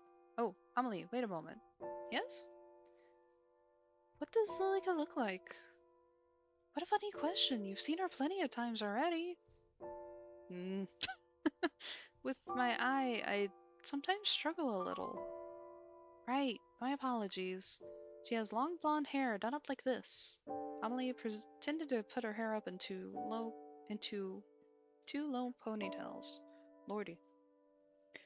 What color are her eyes? Red, and she wears a dress of white and black, with a red ribbon the same color as her eyes. Thank you, Amelie. Good night. See you in the morning. Ooh, okay, here we go. Defy. Here we go. Are you here, Lilika? Silence followed. If I stay here, will I live to see tomorrow? More silence. She gulped. The flame by the side of her bed flickered wildly. Sofia laid back, shutting her eyes, but she felt as if someone was watching her, waiting and biding their time. Cold tendrils wrapped around her throat like a snake, cool like ice and getting tighter and tighter. She couldn't breathe. She couldn't even move.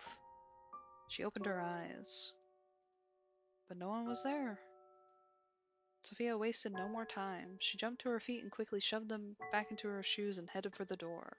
It opened without any resistance. Outside of the room, the hallway was dark, lit by only a handful of candles and sconces. Sofia swallowed, then stepped out. Ooh.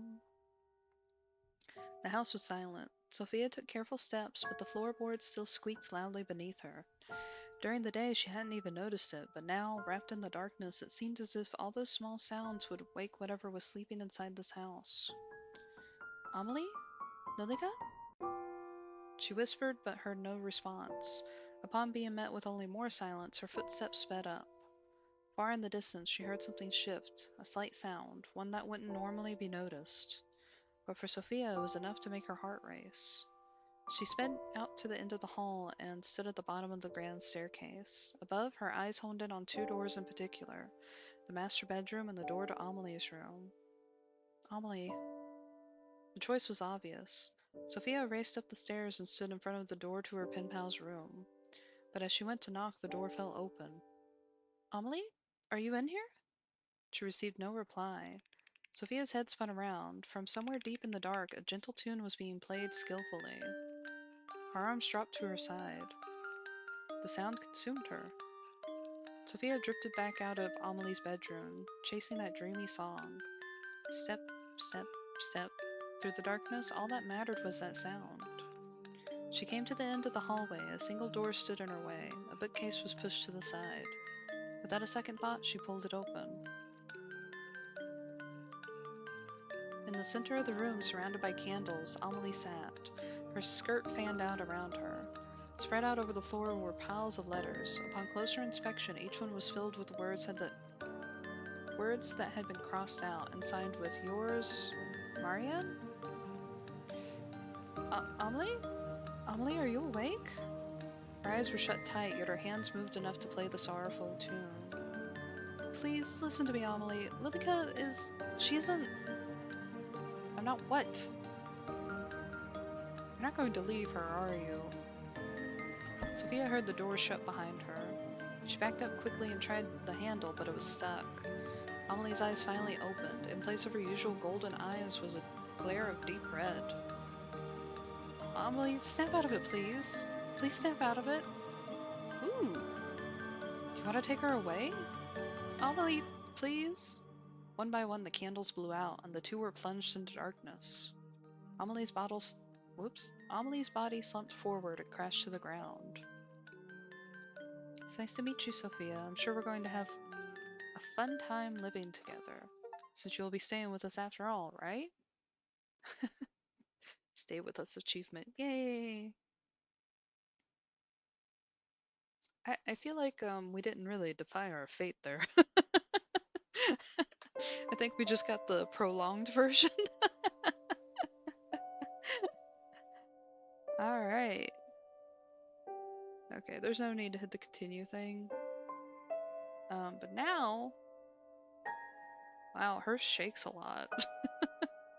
Poly or die, that's your two choices. What is it gonna be? Alright, we're gonna do Lilika, but I need to dash to the bathroom real quick.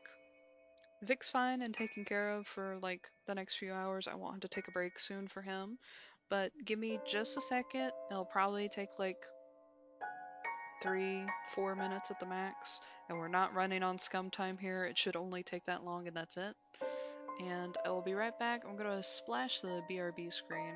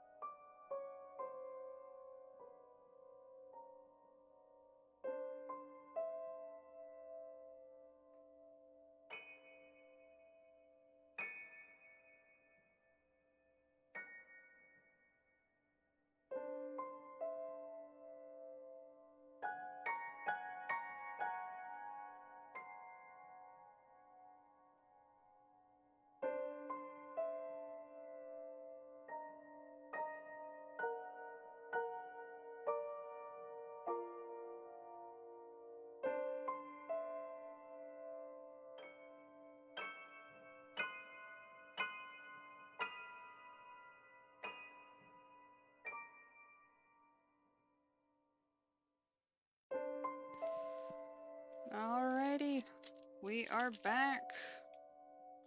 But I gotta fix the image. We are back. And now we get to play this. I'm very interested to see the 3 on here and what that means. I mean, I know there's 3 different endings, but with how Sofia's played out, it's gonna be a little different. Let's see.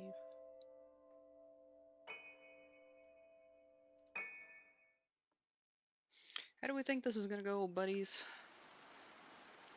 Ooh, okay.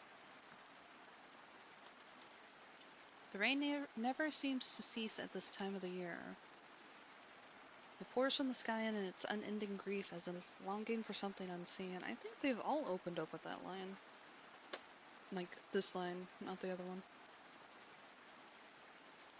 Thunder roared in the distance, enough so to make the young woman flinch, but not enough to make her waver. The woman sat beside a man with an imposing brow and a large beard. The man wheezed and coughed, but kept hold of the newspaper in his hands. The front page read the following. The Great Plague of London. 7,000 deceased. The man frowned at the words. How utterly preposterous! What on earth are the physicians doing? The lady next to him coughed into her handkerchief. When she pulled it away from her mouth, it was stained red with blood. I'm sure they're trying their best, my dear. Their best is going to kill everyone. Forget this rubbish. Amelie is still well and finally of age to marry. We will arrange for a suitor before she becomes sick. If we send her out there, then she will certainly grow sick. She's to stay here, locked in her room until it is safe to leave. No man would want a woman who has spent her only good years locked in her bedroom. But she will be safe. The lady held her cheek, which quickly reddened after the impact. The lord glared at her behind his bushy eyebrows. You would do well to remember who she belongs to. Who you belong to. The lady blinked, trying desperately to stop her eyes from welling up. Lilika, please come here. Her voice carried through the otherwise empty home. Time seemed to pause for a few moments before a woman with blonde hair cascading behind her entered the room. She wore the dress of a maid-servant and a neutral expression that wavered just so after seeing the mark left by the lord's hand. She stepped forward, crossing the tiled floor with slow steps that seemed to match the pace of the thunder that roared outside. The lady nodded to the maid nodded back to the lady. The moon reflected from the metal object in the maid's hand as she swung it onto the lord's throat. He let out a gargled scream. Blood spluttered out from his mouth and he tried to speak, tried to yell, but it was too late. He fell forward onto the floor, and the tiles darkened into a crimson red. He squirmed and crawled, searching for something that no one would ever know, before he fell still only a few moments later. The lady stared at the scene, her heart raced, and a laugh escaped her lips. Finally. Finally. You'll never hurt Amelie. I hope you rot in hell. The maid wiped the knife against a small white hand towel. The stains would never truly be removed. My lady, I will deal with the body. I will help you. He is too much for you to carry alone. But my lady, you are sick, and I will get no better sitting here. The two grabbed him by an arm each and dragged him towards the stairwell, leaving a trail of blood in their wake. No other words passed from their lips as they executed their task. They reached the end of the hall and began to ascend to the first floor. The lord's head hit each step with a soft thunk. Thunk, thunk, thunk. The house was silent in all other regards. The two doors sat next to each other. Both were shut tight as the two women reached the top of the stairwell. The maid pushed open the door to the master bedroom and entered. The room was spacious and clean, with fresh bedding left by the maid just the same morning. On the wall above the bed, a newly painted family picture. The two struggled and finally lifted the man onto the bed. His face was stuck in a terrified expression, and his clothes were ruined. You will protect Amelie, right? I'll do anything you desire. Then let us begin. Lightning struck somewhere in the distance, lighting up the otherwise darkened room and showing many things that should have been left unseen.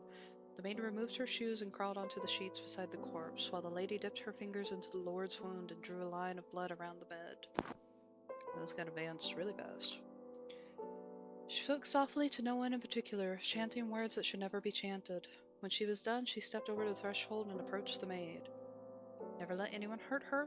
Protect her no matter what. I will, my lady. Thank you, Lilika. You'll never truly understand how much of your actions mean to me. The lady leant forward and left a soft kiss against the maid's lips. It was brief and gentle, and something the two had wished to share for longer than either would admit. Oh, it's been like generational doomed yuri. As the lady pulled away, the maid drew her knife, still smudged with blood, and brought it to her veins. Goodbye, Lilika. Goodbye, my lady. Squelch. The maid bled out slowly, painfully slowly. The lady gasped for air and crawled at her neck. Everything in the manor became still. Everything apart from a young lady named Amelie, who sat in her bed upright, feeling a deep dread in the pit of her stomach, and another young lady named Lilika, who stood over the two corpses lying by each other on the bed. The young lady named Lilika stared at the maid in the bed. Her own face, her own blood seeping through the bed. And yet here she stood. Yeah.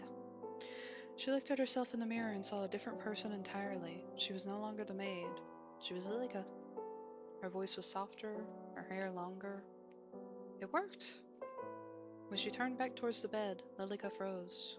Both of the bodies were gone, and in their places, two skeletons. How long has it been? She walked towards the door and found it locked. Digging through the tattered clothes of the long-dead maid, she retrieved the key and opened it. The door beside the master bedroom sat ajar just enough for Lilika to peer in.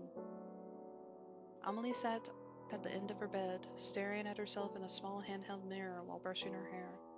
She hummed a quiet tune, but froze as her eyes met Lilika. Who are you? I am Lilika. Lilika, but your mother told me that you had a maid named Lilika. What a coincidence.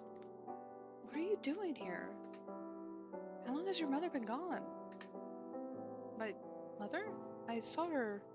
She frowned and clutched her head as if she couldn't quite remember. I saw her just this morning. I see. Your parents have left to be cured of the plague. They have asked me to stay here with you until they can return. Really? A cure truly exists? That's right, so until then, how about we be friends? Amelie's face lit up and their eternal friendship began. Doomed Yuri. How many years had passed since that day? Neither could tell. Time seemed to stand still within that manor, out in the field in the middle of nowhere. And that's the way Lilika wished it to stay. Lilika, a letter has arrived. What? Her blood ran cold as Amelie stared at the envelope in her hands. When was the last time we had a letter? How exciting! Perhaps it's Mother writing that she will return soon? Perhaps so. Oh. Oh? Seems to be addressed to someone else entirely. Perhaps it was brought here by mistake. Then we had best send it back. Give it to me, and I'll have it returned. A peek wouldn't hurt, don't you think? Ooh. Lilika watched as the first crack formed in her fragile world. I will dispose of it immediately. Give it to me. But it was too late. The letter inside had already been let loose, and Amelie's eyes had already taken in the words left for someone else. Sofia. Lilika, I think I will write back. I will let her know that I received the letter by mistake. That isn't needed. Please? Just one letter. Thank you, Lilika. It's illegal. Yeah, it's a federal crime. How many letters had arrived at their door since then? How many times had Amelie spoken excitedly about Sofia to her? Sofia. Sofia, Sofia, Sofia. It's always Sofia. Sofia's the crack in this fragile reality. I have to get rid of her. Lilika? Lilika's eyes opened with a jolt. I'm sorry, I'm a little tired. What did you say? Sofia says she's coming to visit. Another crack formed from the last. It sprawled across reality, threatening to shatter at any moment. Amelie, I don't think that's a good idea, the plague. She says it's safe enough to travel now in her letter. Perhaps Mother and Father will return soon, too. Lilika forced a smile. But we don't need anyone else here. We have each other. Of course, you are my dear friend, but Sofia and I have been writing to each other for... She shook her head as if chasing off the beginnings of a headache. For a long time. Anyway, I'm excited to finally meet her. Won't you be excited with me too? We can all be friends. Right, friends. I'm sure we'll all be the best of friends. For an amount of time that neither Lilika or Amelie could truly comprehend, the house was suddenly buzzing with life. Amelie's footsteps were light, and her days filled with excitement as she awaited the arrival of Sofia. And finally, to Lilika's dismay, the day came. The pendulum clock on the wall swung back and forth, ticking down time. Lilika stared at it, wishing that it would slow down even further. 10 minutes, then 20, then an hour passed as the two stood by the door, waiting for a knock. She seems to be late. Perhaps she's not coming after all, Amelie. There's no need to make such a sullen face. Perhaps this is for the best. She wrote that she would be here, so I shall wait. With her face hidden from Amelie, Lilika scowled. Do you truly believe it's safe to have visitors during the outbreak? Lilika, I believe we've been isolated long enough, and Sophia's written that it's safe. I trust her word. She would not endanger us. And if your pen pal turns out to be a robber in disguise, what then? Amelie smiled to Lilika's dismay. She has a way with words that only a woman could have. A lady robber, then. Nonsense. By the way, Lilika, have you seen my letters? I can't say that I have. A knock sounded at the door, instantly halting their conversation. Amelie rose from her place and took a steady step forward before Lilika raised a hand to her. Allow me to see if she should truly be allowed entry. The door groaned as it slowly swung open and revealed the young woman who knocked at the door. She was drenched from head to toe. Lilika stared at her. Light hair and eyes, she looked almost like a kitten. Instantly, Lilika's dislike for the woman grew. Lilika stepped to the side just in time for Sofia to bounce through the door and wrap her arms around Amelie. Her blood boiled. She watched as the clothes she had carefully handmade became drenched by someone unworthy, someone that didn't deserve to even look at Amelie. Amelie! Sofia! Amelie's arms wrapped around Sofia in return, and Lilika turned away. My, you're completely drenched. Did you forget your umbrella, perchance? Or perhaps her umbrella got carried away by the wind? With a cool anger written over with her features, Lilika shut the door. I didn't even think to bring an umbrella. The forecast said sunny all day. My fault for believing it, I guess. I can't believe you're truly here. Me either. About time, right? You're just as pretty as I knew you'd be. And you too, but what are you wearing? Okay, this is hashing over the same stuff. Lilika stood to the side, her arms crossed lightly over her chest. Her long hair reached down to nearly the wooden floor. Alright. Amelie side-eyed Lilika upon hearing her tone, but Lilika simply looked away. And now they're getting the town. Amelie disappeared down the hallway, leaving Lilika alone with Sofia. This really is a manner. When she told me about her house, I almost didn't believe it. Has no one told you it's rude to poke around someone else's house? Ooh, tongue-tied. Sofia walked straight past Lilika without even a notion of responding. Hello? You can't see me. Sofia walked towards the settee and reached for the newspaper. Ooh, don't let her touch it. Don't let her touch anything. She'll break it all. She'll undo everything. She wants to hurt Amelie. She can't find out the truth. Windows shook loudly in the wind. With a flick of her small wrist, Lilika allowed the door to fly open, causing Sofia to whip around in surprise. It's so windy. Lilika locked in on the object that Sofia had been reaching for. She rushed forward and took a hold of it, then quickly hid behind a cabinet as Sofia reached close to the door. Phew! Amelie? Sofia spun around but looked straight through Lilika. Sofia? Oh, Amelie. Please, use this. Thanks, I'll bring an umbrella next time, I promise. Lilika watched as Sofia dried herself with the towel. Our towel. It's not for her. There can't be a next time. Then, if you're now dried off, would you care for a tour of the house before afternoon tea? That sounds great! Okay, now they're going over all that. Sofia and Amelie walked side by side, close enough that their shoulders almost touched. Lilika stared at the place where they almost connected, seething with a quiet rage.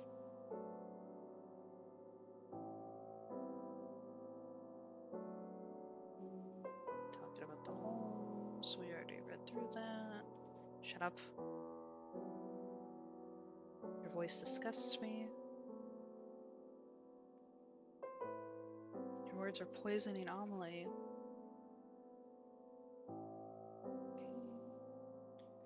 Lies, you're lying.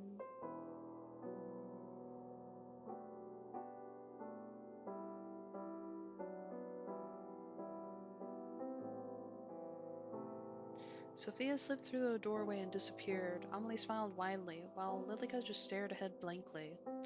Isn't this lovely, Lilika? To have a new face in the house. It feels like forever. Yes, how lovely. I'm glad you two are having fun, at the very least. Are you not? I'm always having fun when we're together. Ooh, we get more save points. Ah, no, save. Okay. Alright, we're gonna go through it once and see what Lilika's thought process is between all of those pivotal moments, and then we'll go through and click these. Because I don't know if it's going to do like Sofia's route, where clicking it just kind of had like a slight dialogue change, and then you had to go through it all anyway. If we go through it all once, then we can just do the sever her fate things and then skip the already read text. So it'll be a lot easier to go through. Ah, I see. Are you jealous? Worry not, my dear friend. Of course our friendship means just as much to me. I value you greatly. Just as much? Indeed. Come along, Lilika. Let us prepare tea. Did you finish the baking yesterday? The pastries are ready for serving. Excellent. I'll just fetch the tea then. Allow me. A lady of your standing shouldn't be doing such a menial task, should she? Oh, don't be absurd. Even Sofia herself seems to be fine in the kitchen. Did you hear how she jumped to help? I should follow in her footsteps. What would your parents think of that? I appreciate the sentiment, but they took with them all of the staff. I have little choice but to prepare my own tea. I see. Then shall I attend to our guest? I wouldn't want her to become lonely. Oh, would you? I'll only be a few moments. Of course. Anything for you, Amelie. It'll be a good chance for you two to become friends, too. I'm sure it will be. Lilika's smile at that moment seemed to hide behind it an intent much deeper than Amelie realized. The walls had eyes. Ooh, eyes that tracked Lilika's every move. They followed her as she made careful, deliberate steps towards the sitting room. They stared, their eyes bulging, judging. They had no mouths in which to scream, but Lilika could still hear their words. We all sacrificed ourselves for you. Hope, our only hope. Amelie, protect Amelie. Prove your worth and prove your love. Amelie, Amelie, Amelie. Under her feet, shattered glass pierced through her shoes, cutting her feet. She could feel the blood ooze out, pulling. It was warm, comforting. She looked up to find where the glass had came from. Then she noticed the cracks once again, along every wall, every floorboard, even through the air. The world was fragmented. It was already broken. Not beyond repair. It's not, my lady. I will fix this still. You can rest. Please rest. I will take care of everything. Anything and everything for you. She blinked. The world reverted to the way it should. The glass that lined the floor gone. The eyes that followed them from the walls gone. And the cracks that had begun to wrap themselves around Lilika's ankles had disappeared too. She stood in front of the sitting room's door, which sat slightly ajar. Inside, she could see Sofia staring out of the large window. Her back stayed turned as Lilika entered the room.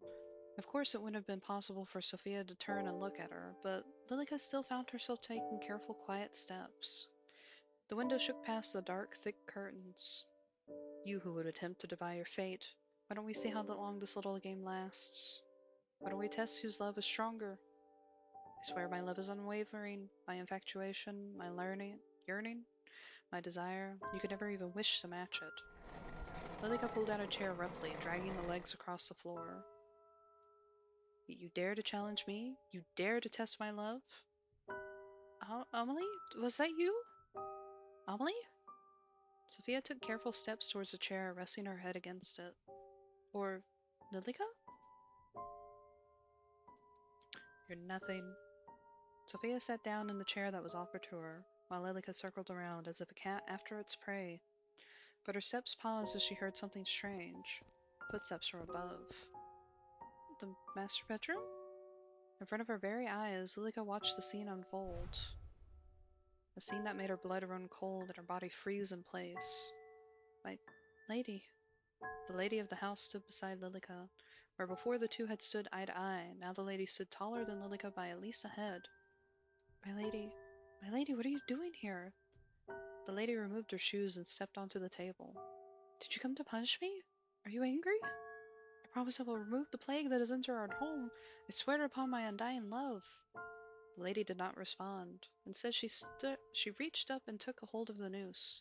The rope wrapped around her neck, exactly where the necklace that the maid had gifted the lady should have rested. Join me. Her eyes locked onto Sofia's. Her hand was outstretched, waiting to be taken. Why won't you look at me, my lady? Are you truly so angry? Angry enough to despise me? But for a moment, as Sofia's outstretched hand came closer and closer, the lady's eyes turned slowly towards Lilika. They carried with it a message that only Lilika could decipher. Lilika's body shook and trembled until she could bear it no more, and she ran from the room as fast as her legs would carry her. If the hallway still had eyes, they weren't fast enough to follow Lilika. The floorboards, as if made of quicksand, threatened to suck her up and bury her deep within the house. Her feet felt heavy and laden. Every step was as painful as that brief glance. She raced through the hall and up a flight of stairs, past the stained glass window which left a myriad of colors over the carpeted steps, and past the doors that led to the master bedroom and Amelie's room. Closer and closer, until she arrived at a bookcase. She pushed it to the side and entered the hidden room. The room behind the bookcase was small and not a single window faced outwards, thus the room was near pitch black. Each wall was plastered with handwritten letters. Handwritten letters clearly for Lilika alone. Her eyes, frantic, finally started to calm as she took in the words. Her words. Left to her, for her, only for her. Lilika's eyes settled on a particular letter. I'm gonna look to the left. Oh! Dear Lilika, how wonderful it is to hear that you're doing well. I've been very busy this week, but most of it is boring, so I won't bog you down with the details. But do you know what happened just yesterday? Of course you don't. You weren't there. I was walking home when I found an abandoned kitten. Someone left it in a box on the side of the road. How could anyone do that? Anyway, I took her home. I named her Lily, after you. It's a little embarrassing writing it out like that. I hope you don't mind. Yours, Maria. I don't know how to say that name. Okay, now to the right. Wow, she hijacked all the letters. That's why Amelie was missing them at the beginning. Damn, okay. Dear Lilika, I spent the past few weeks studying. Don't get me wrong, I enjoy it, but everyone needs a break, you know? On my desk I have a little cactus in a pot. To be honest, a cactus wasn't my first choice, but I've killed every other plant I've owned. Anyway, it bloomed. There's this one beautiful flower coming out of it. I couldn't be happier. So that makes studying easier. I think your environment makes a big difference. How about you? Do you have any plants? I'm looking forward to hearing about it next time. Yours, Maria.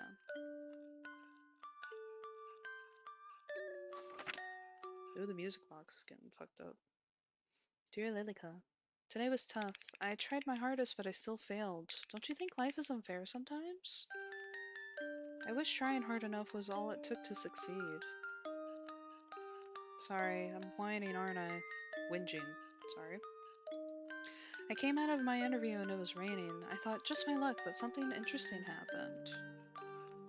A rainbow in the distance peeked out from behind the gray clouds. It reminded me of you, and then I felt a little better. I hope we can meet soon. Yours, Marianne. She ripped the letter from the wall and clutched it to her chest, collapsing to her knees. She couldn't hate me. She couldn't. She adores me like I adore her. She entrusted her everything to me. Everything. Her everything. Amelie. The letter dropped from her fingers that were neither cold nor warm. You want me to get rid of that disease, don't you? Do you want to accept me until I protect Amelie? Is that right, my lady? I'd do anything you ask, so if that's all I have to do, then I'll do it. I'll keep Amelie safe forever. Lilika stood up from the ground and dusted off her skirt. Her face that had previously contorted in distress had finally calmed, and a smile gently creeped onto her face. I think that is the mother's name. That's what I'm assuming. They didn't give her a name earlier, but since she changed Amelie's name to her, then I think we can safely assume that. I love you, my lady, and for you I will love Amelie too.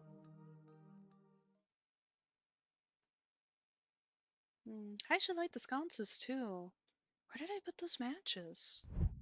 Right here. Ah! You gave me a fright, Lilika. Where have you been? Preparing the guest room for your dear friend, of course. How kind! Sofia is just preparing for a bath at the present. I'm going to retrieve a towel for her from the linen closet. Amelie, I think it's best you send her home post-haste. What? Why would I do that? For all you know, she brings with her the plague. Sofia says it is now safe to travel. It should be perfectly fine, don't you think? And what if she lies? She wouldn't do that. Sofia is kind and good-natured. She would not bring any danger to us. Did you know that Sofia attends a local university? She lives by herself with no husband. She says that if I wanted, I could also study. Study? Study. She wants to leave? Leave the house? No. No. She can't leave. She can't go anywhere. She belongs here. She was entrusted to me. The lady of the house should not study, Amelie. You must stay inside the house and wait your parents. But I'm sure Mother would want the best for me. Perhaps while I await her, I could go inspect Sofia's school. Amelie, you must stay inside and await your parents' return.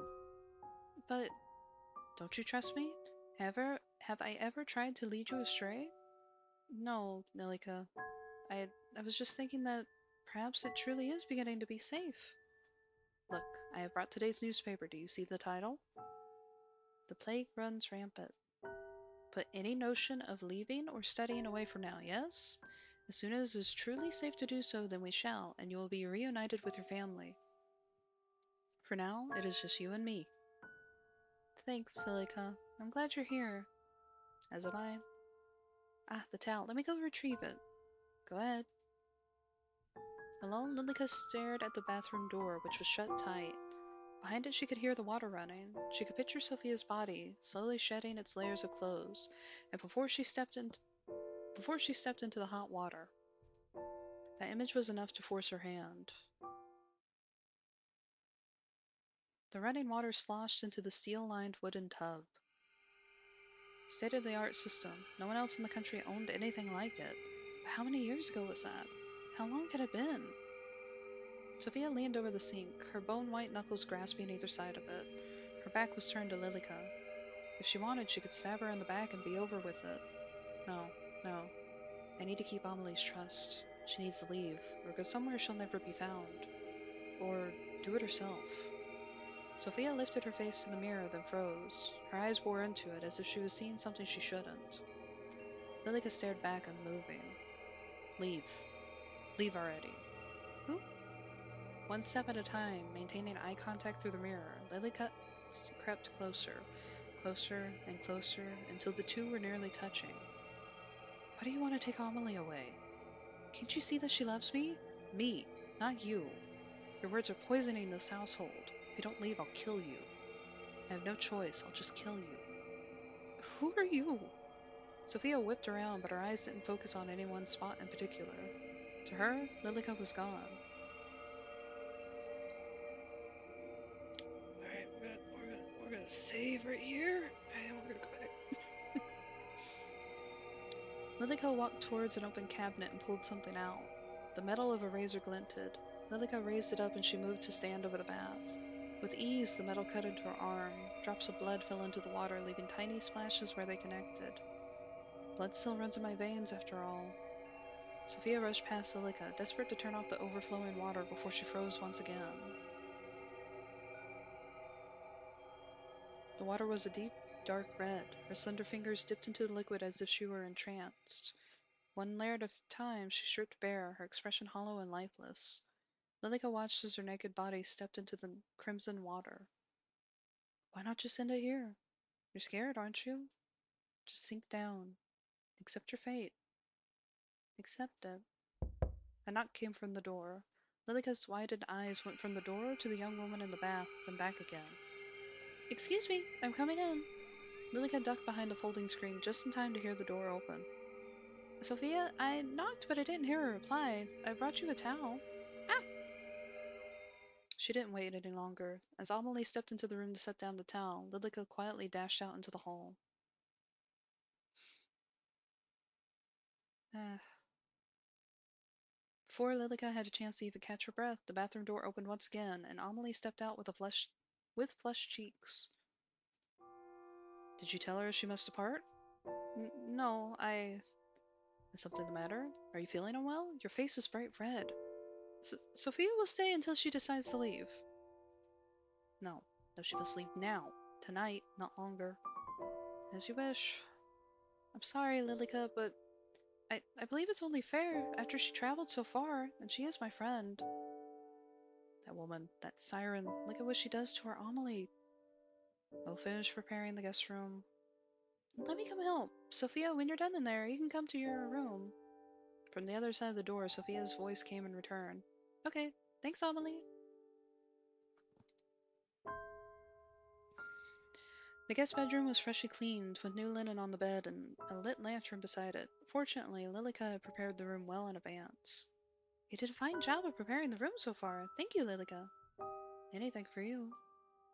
I was thinking, tomorrow if the rain is cleared up, we can open up the greenhouse again and have morning tea there. It's been so long since we last used it.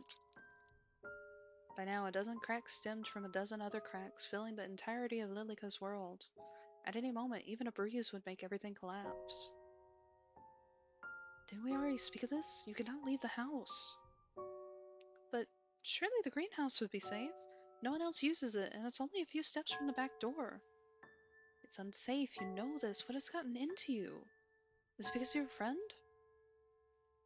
I just thought it would be nice to at least sit in the sun. Then you may sit by the window in the dining hall. Is it really so unsafe that even taking a foot outdoors would be dangerous? Yes. Sophia, I see you're done with the bath. Lilika crossed her arms over her chest, anger already arising in her chest. Were you talking about the greenhouse? Yes. Did you see it when you arrived? I did, but it looked as if the plants inside had died. Oh, that's impossible. It's barely been any time at all since the gardeners left. I'm sure the plants inside are more sturdy than that. Well, even if they had died, maybe we could go in and replant some things tomorrow. How wonderful! Have you not heard a word I said? It is unsafe to do so. Oh. Oh, don't be such a spoil sport. I think I would be perfectly fine. Well, it's getting late now, so I'll leave you to retire. If you need anything, my room is just upstairs on the left. Good night, Sophia. Poison dripped from her voice as Lilika left the guest room behind. The house had a heart, and that heart was beating to the same rhythm as Lilika's. It was frenzied, on the verge of losing control. It echoed through her head, through the hall, through to every corner of the building. Like Morse code, it was as if the house itself was telling her to do something. Get rid of her. Cut out the disease. Protect Amelie. She bit her thumb, pacing back and forth. Amelie would be upset, but Amelie doesn't need anyone else. She has me. She won't be upset for long, and she'll forget. That's right, she'll forget. Her breath hitched in her throat. But what do I do? What do I do? She just won't die. My lady, what am I supposed to do? At that moment, Lilika put her ear to Amelie's door, listening intently. How about coming away with me for a while? Away? Outside of the house? What about the sickness? Away, outside of the house? Okay, repeating. It's okay now, you'll be okay. You can come stay at my house. I can show you around my school. You don't have to go through an arranged marriage if you don't want to. Lilika's hands balled into fists at her side. You would do that for me? You're my dearest friend, and I... I actually... You think you could take her away from me? Lilika's balled fists slammed against the door. Each one set a pain shooting up her arm all the way to her shoulder. Inside, the voices went quiet. Ooh. Ooh. What the fuck do we choose here? Ooh. Okay. I'm gonna go with deny because that's going to definitely lead to Sofia getting killed, and we saw that happen in one of the endings. Well, is it deny as in the deny that was in Sofia's route, or is it going to be...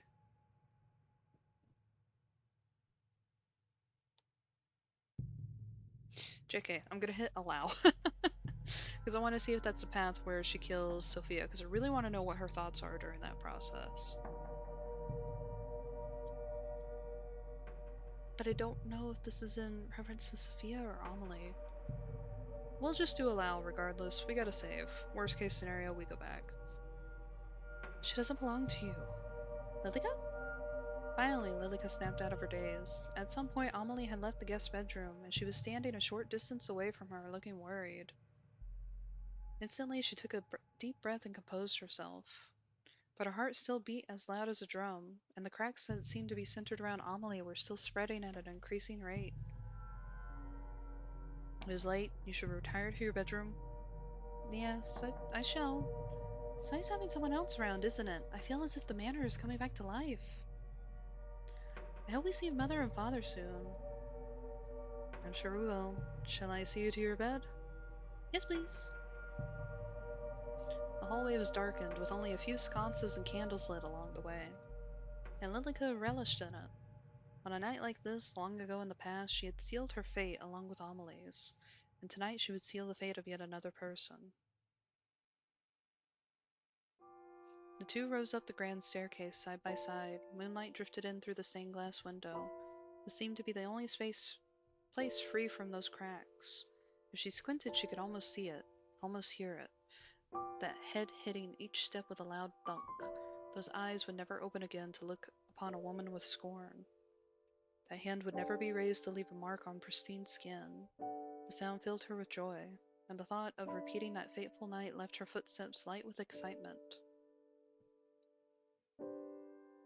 Lilika, may I ask you a question?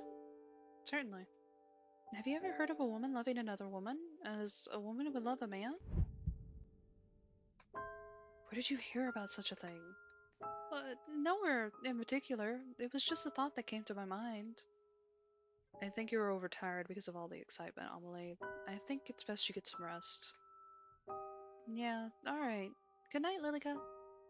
Lilika, who was seated on the edge of Amelie's bed, stood with unsteady feet. Standing in the doorway, she looked back at Amelie. As her hand rested against the door, a sudden pang went through Lilika's cold heart. She's important to you, isn't she? Of course! Her words have always been something that have brightened my day. Even if she were to leave? Leave? Well, I believe she'll leave eventually, Lilika. There's little choice, really. All I can do is hope she'll visit again. I see. Good night, Amelie. Sleep well. Whatever Amelie had said in reply was lost in the darkness as Lilika stepped out of the bedroom. As she left the room, she noticed it. A dark shadow stalking through the night, slowly creeping through the hall. Lilika frowned. My lady, you must forgive me. I've rarely seen Amelie so happy. But she cannot stay. No, she must leave immediately. And I will make her.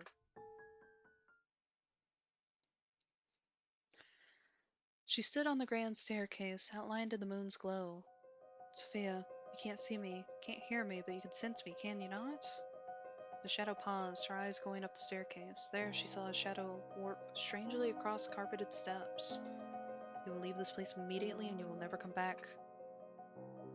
Lilika? The blonde girl pushed a vase from a step, and it crashed onto the ground below, smashing into tiny pieces. Sofia jumped in response, a shiver running down her spine. I will warn you again. Leave.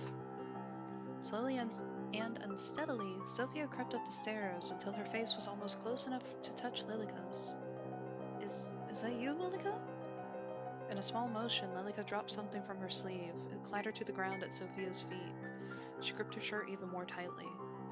This is your last chance. I don't care if you live or die. This is only a favor to Amelie.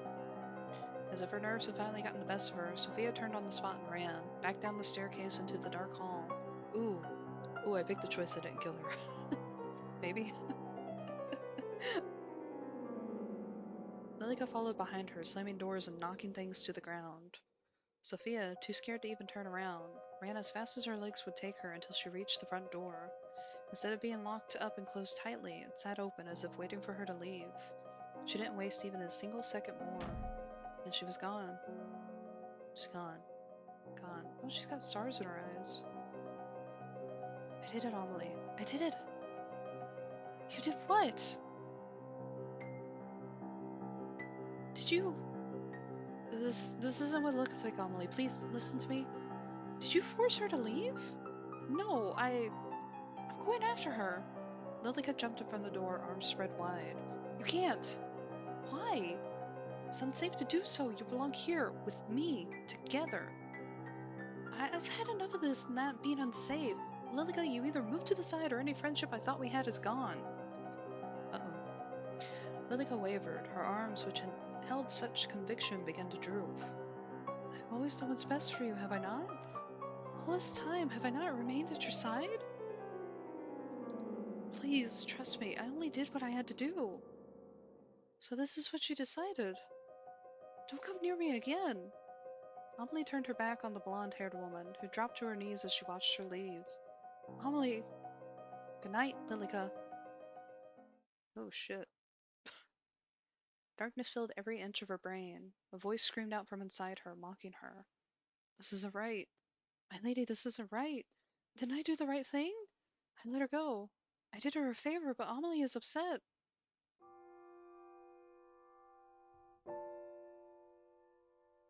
Her lady offered her no answer. Is this punishment for not doing as you wished? Sofia should have just died. She should have died. She should have died. Died, but now she's alive and Amelie is angry. In that dark room all alone, Lilika clutched onto something. Something she kept hidden in a closet, away from prying eyes. She held it tighter. Its green dress fell apart at her touch. Can't you make this all better again? Can we make her forget? Her forehead fell down and rested against the other person's shoulder. They remained silent, as they had been for many long years. I'm sorry. I'll make it all better. We can just make her forget, can't we? Can we start again? Just like before, we can start again.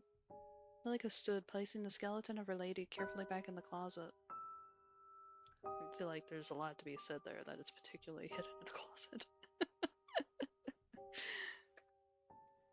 Keep waiting for me, I promise. I'll make everything right again. Let's start again, Amelie. You and me, forever. Oh wow, I keep thinking that this is going to end, but it's still going. Alright. Lilika walked into the room, holding a tray carefully in her hands. On it sat a teapot and 2 cups. Amelie, I've brought the tea. Excellent, it smells delicious. Amelie smiled brightly, filling Lilika with happiness in return. Lilika, may I ask you something? Of course. I found this letter by the front door. Do you know where it came from? Amelie held out an envelope. The front was blank. How strange. Perhaps it was delivered here by accident? Lilika took it from her and opened it. At the bottom, it was signed Yours always, Sofia. Yes, it seems to be for someone else. I'll mail this back, yes? Thank you, Lilika. I appreciate it. Oh, she did erase it. Finished with her tea, Amelie stood first and left the room. Lilika smiled.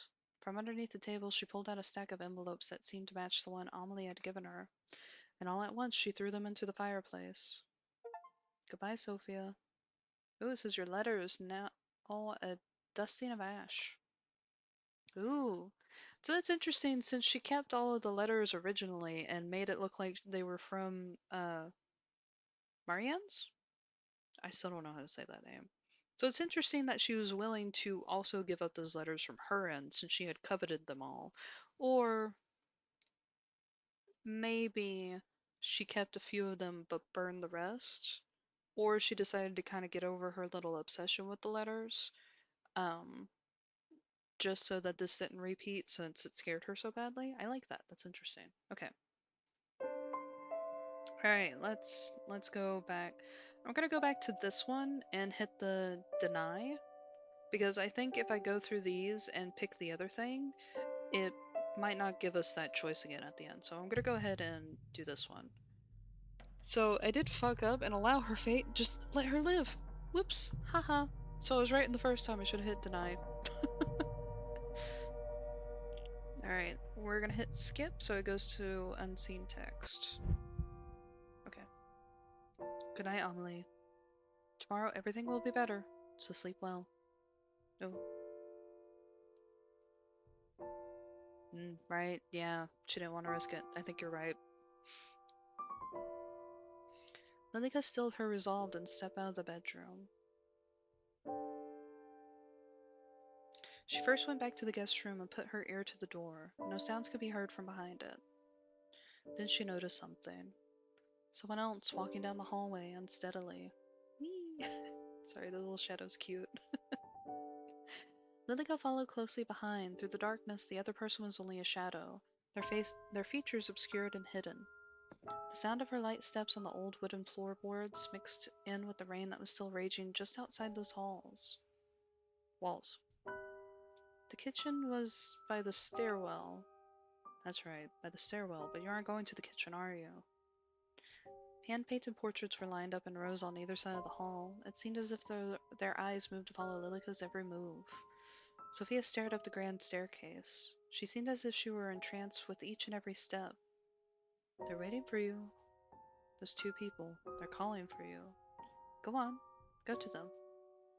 Sofia's unsteady hand reached for the banister. Her ascent was slow and careful, her eyes fixed on that door. That special door. That room where the maid had met her end, and her most hated person rested beside her. That room where she had made a promise to the person she loved. Lilika only needed to reach into the kitchen to procure the item that was waiting for her. Had been waiting for her all this time, since Sofia had arrived. A knife with dark age stains over the blade and hilt. Long had it sat there, festering, waiting. Desperate for more. More blood.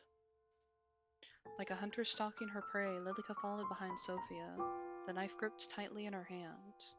The two stood side by side, staring at the door to the master bedroom. It was shut tight, as it had been for countless years. Sofia trembled. With a smile, Lilika reached over to give her arm a squeeze. Go on. You want to know the truth, don't you? You can hear their voices. I'll allow you this much. With a careful motion, Sofia pushed the door open. All at once, countless memories came flooding back, of love, hope, of the future, and of death. Sofia disappeared into the dark room, the only light being a candle she carried in her hand. A family of mice ran out from the room down the stairs. The taste of freedom was oh so sweet for them. More quiet than the mice that had escaped, Lilika followed Sofia into the bedroom. Wax dripped from the burning candle onto the wooden floor. She trembled as she reached a shaky hand to the bed. And at the same moment, Lilika swung the door closed behind them, and the room plunged into darkness. But the darkness didn't matter to Lilika, not to she who knew this room like the back of her hand. Amelie? Is that you?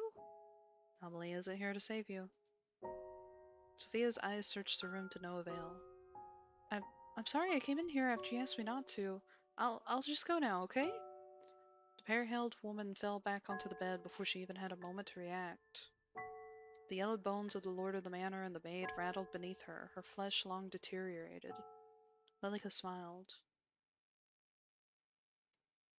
How long has it been since I last saw myself, truly?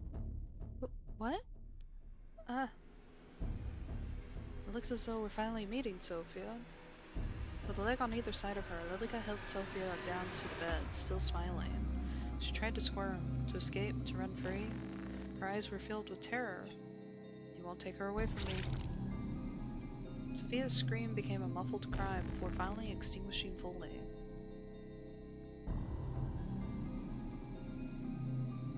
Finally. My lady, did you see? Are you watching? I saved her.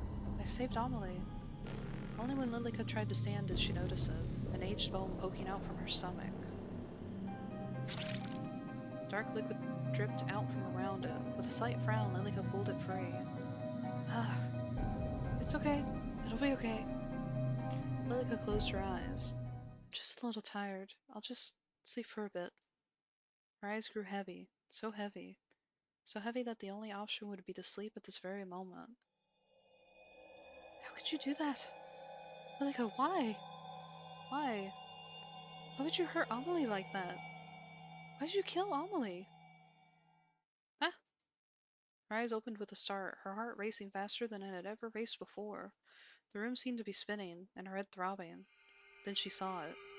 Lying on the bed between the two skeletons was the body of a young woman with long brown hair. Her dress was stained red. Amelie? No, that's not... Who did this? Who? Sofia?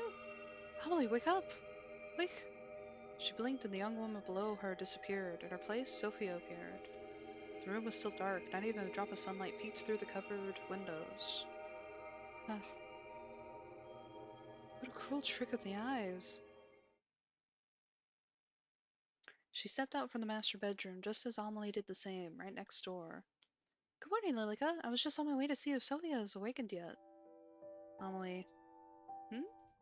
Sofia disappeared during the night. I believe she went to the same place your parents went. What? That cannot be right. Don't run, Amelie. Amelie dashed down the hall and knocked quickly on the door to the guest bedroom, which fell open with no resistance. Inside, the bedding was disheveled, her luggage strewn about. That's not true. She wouldn't just leave without saying goodbye. Oh, dearie me, I'm sorry. I told you it was a bad idea for anyone to visit, didn't I? Well, Lilika, this isn't fair. I thought she said we would... There, come here. Lilika wrapped her thin arms around the young woman, gently patting her on the back. See? You shouldn't depend on anyone else. I'm here. I won't ever leave you. Amelie clutched at her back, tears already falling from her eyes. We'll be together forever. Lil... Amelie froze in Lilika's arms before pulling back completely. What's happened to your face? My face? Lilika's hands went to her face instantly. Is something wrong? Amelie's expression had darkened, her mouth shut firmly in a line. My face. Pulling a small mirror from her pocket, Lilika finally saw it. The black void of nothingness where her face should have been. She turned and ran, down the hall and up the stairs before Lilika could even call out to her. The void seemed to seep out from her very skin, oozing, leaking out from... Whoa! Whoops. Sorry, I hit the scroll button. From the wound at her stomach. That disease-ridden hag! Amelie, wait! It's okay! Everything will be... Lilika's hand reached out towards Amelie, fell to her side. At the top of the staircase, in this manor in the middle of a field, far out from the countryside, Amelie stood in an open doorway. A doorway that hadn't been open to her in more years than she could truly imagine. And inside she witnessed a sight she never should have. Her eyes hollow and her body petrified. Sofia! Amelie, this isn't... Stay away from me! Her long brown hair cascaded out around her as Amelie rushed into her bedroom, slamming the door behind her. Lilika rushed up the staircase, banging her fists against the locked door. Amelie, this is all just a misunderstanding. She wanted to hurt you. I've saved you. She fell onto her knees, her fists still pounding the wooden door. A muffled sob came within then. Silence. The void surrounded Lilika, flowing from her wound and wrapping itself around her body. She curled into a ball. The sound of a chair hitting the ground inside the bedroom was the last sound Lilika heard before her eyes closed and she became one with the void. Ooh. I missed what the little achievement said, but I think it said something about hurting and it oozing out. Alright, we got one more to go through, and I guess it has to do with these. Let's see what happens. So we have to sever her fate. Amelie, I have something to say to you. You are my very best friend, did you know that? I feel the same towards you, Lilika. And as such, I feel the need to be truthful with you. You appreciate the truth, don't you? Oh, of course. I trust your judgment very much. Is something the matter? Sorry. Your mother contacted me. She believes I'll be able to return shortly. Oh, Lilika, this is wonderful news! Indeed, she was very excited for me to pass on her message to you, but... Well, she wasn't pleased to hear that you had someone visiting you without her permission. Oh. I thought she would be delighted that I'd invited a friend. Of course. I pleaded with her that Sofia was a dear friend, but she wouldn't listen. I see. Did she say when she would return? No, but it seems to be soon. Then I'll send Sofia away like a normal tomorrow. I can't exactly force her out in a storm, can I? Why not? Lilika. Naturally, I'm just teasing. Of course, it wouldn't be right to send her away at a time like this. I'm glad to hear that we've come to an agreement. I'm pleased am I to know that Mother will return soon. Let's go prepare tea, shall we? Okay.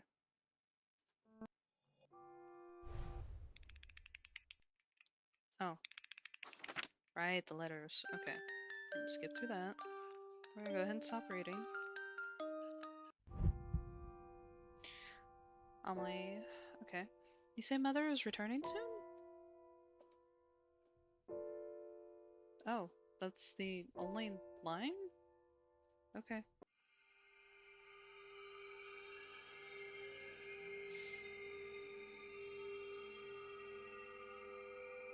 Ooh!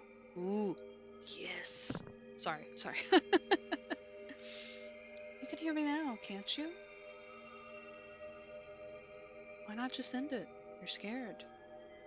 You're so terrified. You just came here to see your friend and look at what's happening to you.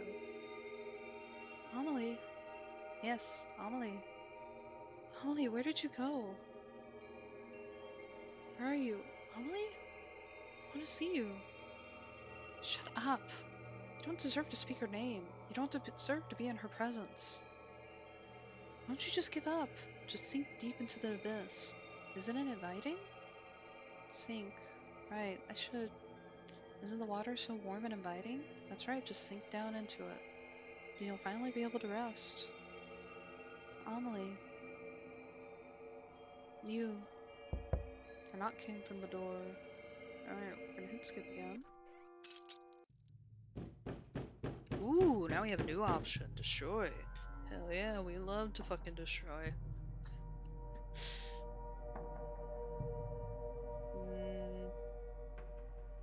This is still all the same.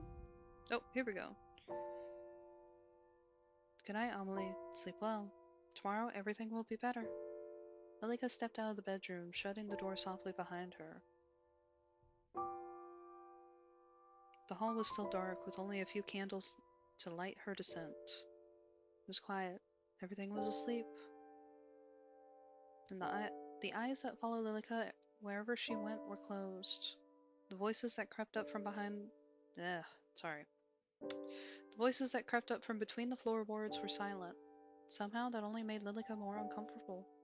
But that didn't matter. Not now. She knew where she was going and what she must do. She inched closer and closer to the door that held behind a sickness named Sofia. It was closed tight. Lilika raised her hand, almost as if to knock, but instead pushed it open and entered. Just as the hallway was dark, so was the guest bedroom. The lantern had been blown out only a short while ago. No sound came from the bed. All was still.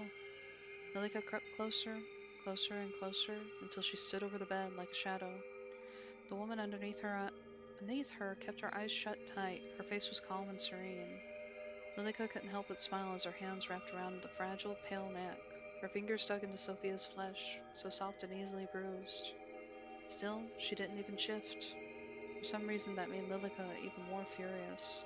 But as the young woman named Sofia laid still as a statue, her mind wandered back to another that had once done the same in this very house.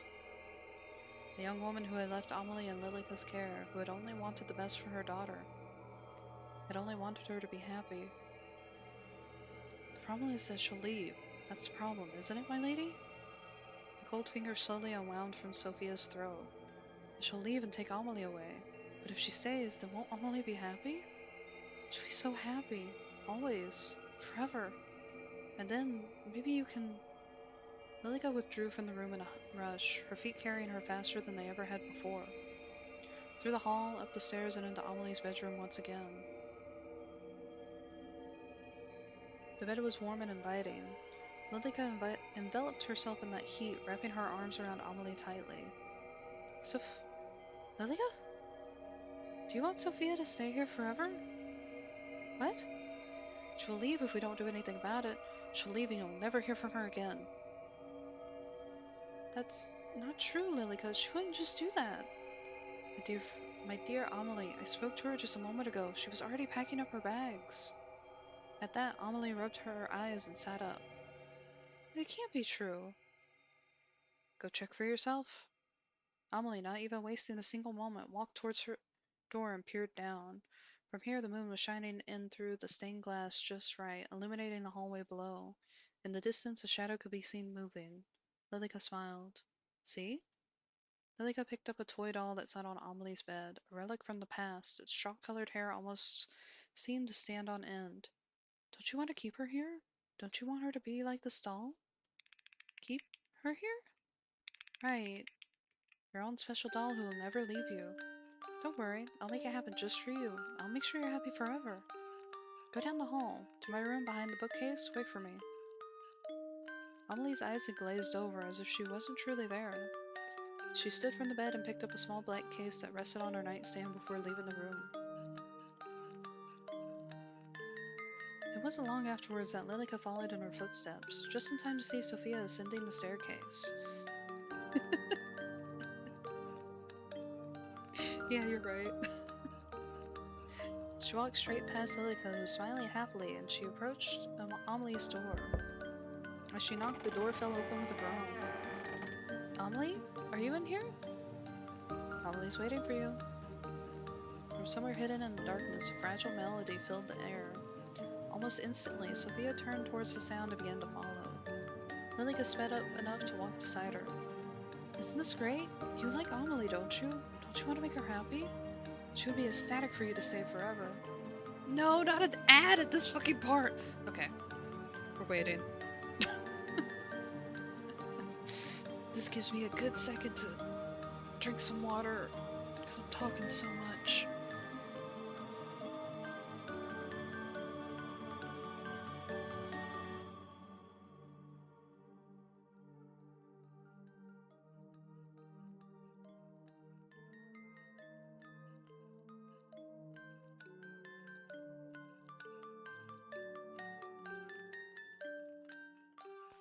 Little chat time for anyone. We're waiting for an ad to pass, but also for anyone who just popped in. We're right at the very end of this game, and then I'm going to stream 14 days with you. That's still my current plan, even though this has gone a little bit longer than I thought. But I like this game a lot. It's very, I don't want to say simple, but it is simple, like in a good way. I'm enjoying it a lot. But we're nearing the last ending, I think, unless there's like some kind of hidden ending, and I don't think there is. I'll double check on the Steam page though, like go through the achievements and see if we missed anything. And then it'll be 14 days with you. So, woohoo! We're just waiting for Verse to come back from the ad break. Which is nice. I'm gonna rest my voice.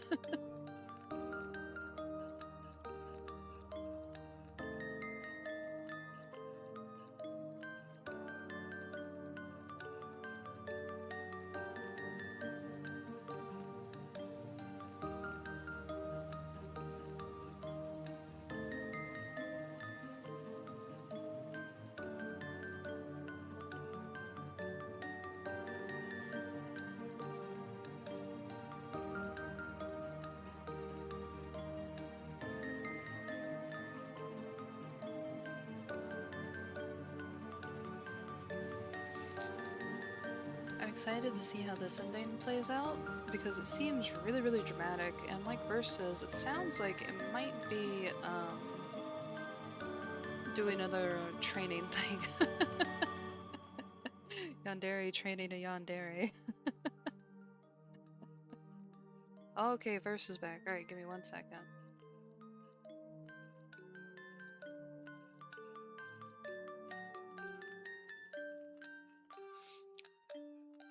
Alright, she'd be ecstatic for you to stay forever. So why don't we help her to be happy forever? She offered no answer. They entered the room together. In the center of the room, surrounded by candles, Amelie sat, her skirt fanned out around her. Spread out over the floor were piles of letters. Upon closer inspection, each was filled with words that had been crossed out and signed with Yuris Mariam. Amelie? Amelie, are you awake? Her eyes were shut tight, yet her hands moved enough to play the sorrowful tune. Please listen to me, Amelie. Lilika, she isn't... I'm not what? You're going to leave her, aren't you? Lilika shut the door, dragging the heavy lock across. In response, Sofia rushed backwards and tried the handle to no avail.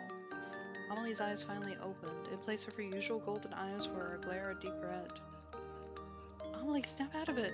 Please, snap out of it! You want to take her away? Something opened up on my computer. Amelie, please!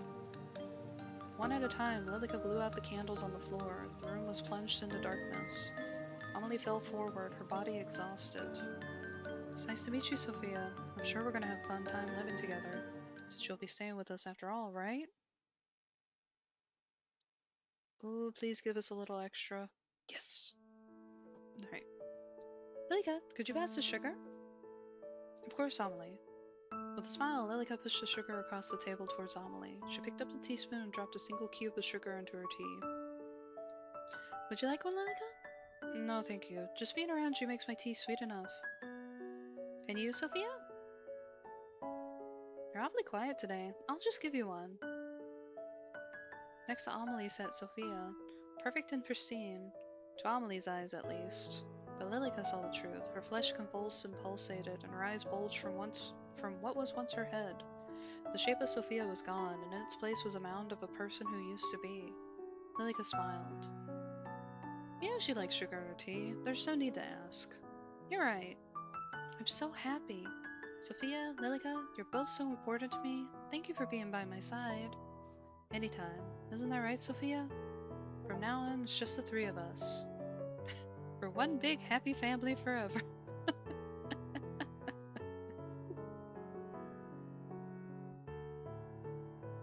Just the three of us.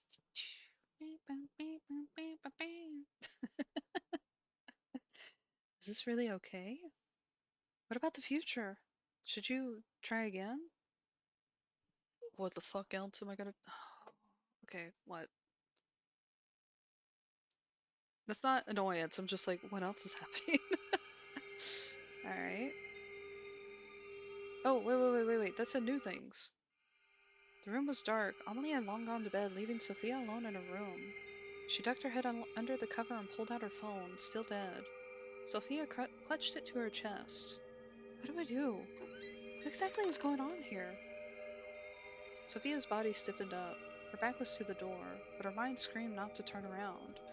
Footsteps crept closer, closer and closer until... Stay away from me! Ah! Sofia threw her bedding at the approaching person and jumped to her feet, ready to run. But the person she saw collapse to the ground was not the person she was expecting. Oh my gosh, Amelie, I'm so sorry! Sofia knelt down, quickly helping the brown-haired girl to her feet. Oh, it's quite alright. I didn't mean to scare you. I apologize. No, it's my fault. I'm too jumpy. I'm glad you're here. Really glad you're here. Sofia's arms draped over Amelie's shoulders, and she pulled her in tight. Amelie froze for just a moment before she melted into the embrace. I'm here. But is everything alright? No, I don't think everything's alright. What could be the matter? Amelie, my phone died as soon as my cab approached your house. Do you see? She pulled out her phone, showing her the black screen. What exactly is that? My mobile. Amelie picked it up curiously, turning it in her hands. You've never seen a phone? What is it used for?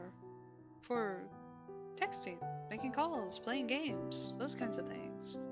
Oh, amazing! Amelie, what year is it? What year? Why do you ask? Please? Oh, it's 1665, of course. Sofia took a step back from Amelie. What is it? Amelie, this makes no sense. Lilika, this house, you? Amelie, it's 2021. What? Sofia, that's preposterous. Oh my god. She fell back onto the bed, her legs not able to hold her up any longer. Oh my god, Amelie, you're not joking. You really... Are you feeling unwell? Maybe you need to go rest after all. Amelie, please listen to me. Out there, the world has changed. We have phones, cars, computers. We don't need a husband. We don't need permission to buy a house. You can go to school, get a job, do whatever you want. I know I probably sound crazy to you right now, but please, I'm telling you the truth. You're trying to tell me that nearly 400 years have passed and I've been stuck here? How would that even be possible? I don't know. Amelie, how long have we been writing each other?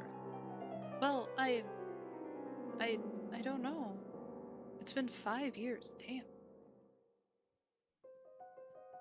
I need to find Lilika. She'll know what's going on here. No, wait. You can't ask Lilika. Why not? I can't see Lilika, Amelie. I haven't seen her once. But she's been here from the start. I've only seen you in this house, Amelie. Something is going on within this house that has kept you stuck here, and I think she's the one that's done it to you. That can't be true. Then why don't we find out together? How? The master bedroom. Lilika was the one who said you couldn't enter, wasn't she? Please? Sofia reached out her hand carefully. Amelie stared at it, unsure, before deciding to take it. Sorry, I'm trying to get the hiccups. I'm trying to fight that off. I don't understand what's going on, but I trust you. Let's go. Woo! We're gonna throw her into a psychotic breakdown. The hallway was still dark with no signs of Lilika anywhere. If she appears, then tell me, okay? Alright. Hand in hand, the two walked quickly through the hall and up the staircase. There they stood in front of the master bedroom, side by side. Their hands were sweaty, arms spaghetti. No matter what's in here, I'll be by your side, okay? Amelie offered no words, instead just squeezing Sofia's hand gently. And at that, Sofia pushed the door open. Just like the rest of the house, the room was dark and quiet, only the moon shining in from the dirty window guided the two in. It smelled musty, as if they were in a tomb only just uncovered, not a bedroom. They crept closer and closer to the bed. It was surrounded completely by the canopy, keeping whatever was inside hidden. With a shaking hand, Sofia reached towards the light velvet. At once, the truth came into view. Amelie gasped and almost fell to her knees, but Sofia's hand kept her steady. I'm sorry, Amelie. But they left. They left only a few weeks ago. It looks like they've been gone for a very long time. Amelie, I know this is hard to believe. I find it just as hard to believe as you do. Please, we have to leave this house, now, before Lilika finds us. She knew. I think that you've been bound to this house by her. We need to find a way to leave. Okay. The two only got halfway down the stairs when Amelie grounded to a halt. Sofia turned to look at her, her eyes wide in surprise, only to see that Amelie's expression was one of immense fear. Lilika, what are you two doing on bed? Lilika, So you went in there? She nodded up the stairs. You lied to me, only to keep you happy. Happiness with lies as their foundation isn't true happiness. And why not? We've been perfectly happy here for longer than you've even existed. And then you come along and... I'm sorry, Amelie, I'm so sorry. Lilika burst into tears, wiping at her eyes with her sleeve in a desperate attempt to stop them from overflowing. Lilika... Wait, Amelie, don't... Amelie took a step towards Lilika, as if to comfort her. Please don't leave, Amelie. Can't we stay here together? Amelie, she's lying to you. She wants to keep you trapped here. Please. But, please. Amelie. Sofia pulled on Amelie's arm, forcing her to turn to face her. Amelie's eyes were filled with confusion. I know you two have been together a long time. I know we can't compete with that, but I want to give you the life you deserve. You deserve to be free, to live, to experience everything you missed out on. Not to be stuck in time here forever. And the truth is, I... Yeah! Okay. Whatever words were coming next were lost before they were ever even spoken, as Sofia leant forward and placed a gentle kiss against Amelie's lips. The cries from below extinguished in an instant, as Lilika watched it out in horror. But just for a moment the rest of the world melted away, and all that existed were the two of them. Amelie and Sofia. Amelie closed her eyes. The sensation was new and foreign, yet not unwanted. Yeah. Butterflies were let loose in both of their stomachs. Where they were connected, heat spread throughout their bodies, and then Sofia pulled away. The truth is, Amelie, I've liked you for a very long time. And even if you don't like me back, I want to help you. I want to help you live again. Amelie, don't listen to her. Okay.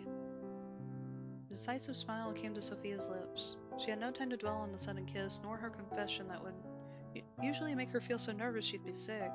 All she had was time to escape. Her eyes went down the hall where an enraged Lilika stood in their path. The windows were bolted down, unable to be opened. There was nowhere at all to escape, that is, except... Do you trust me? I do. Sofia didn't need any more of a confirmation. With Amelie in hand, she turned, ran, and jumped. The glass shattered as the two girls hit it hard. They fell, surrounded by the shards, until they hit the ground below. The moon shone from high above, shielded away by the storm that never seemed to end. Amelie, are you okay?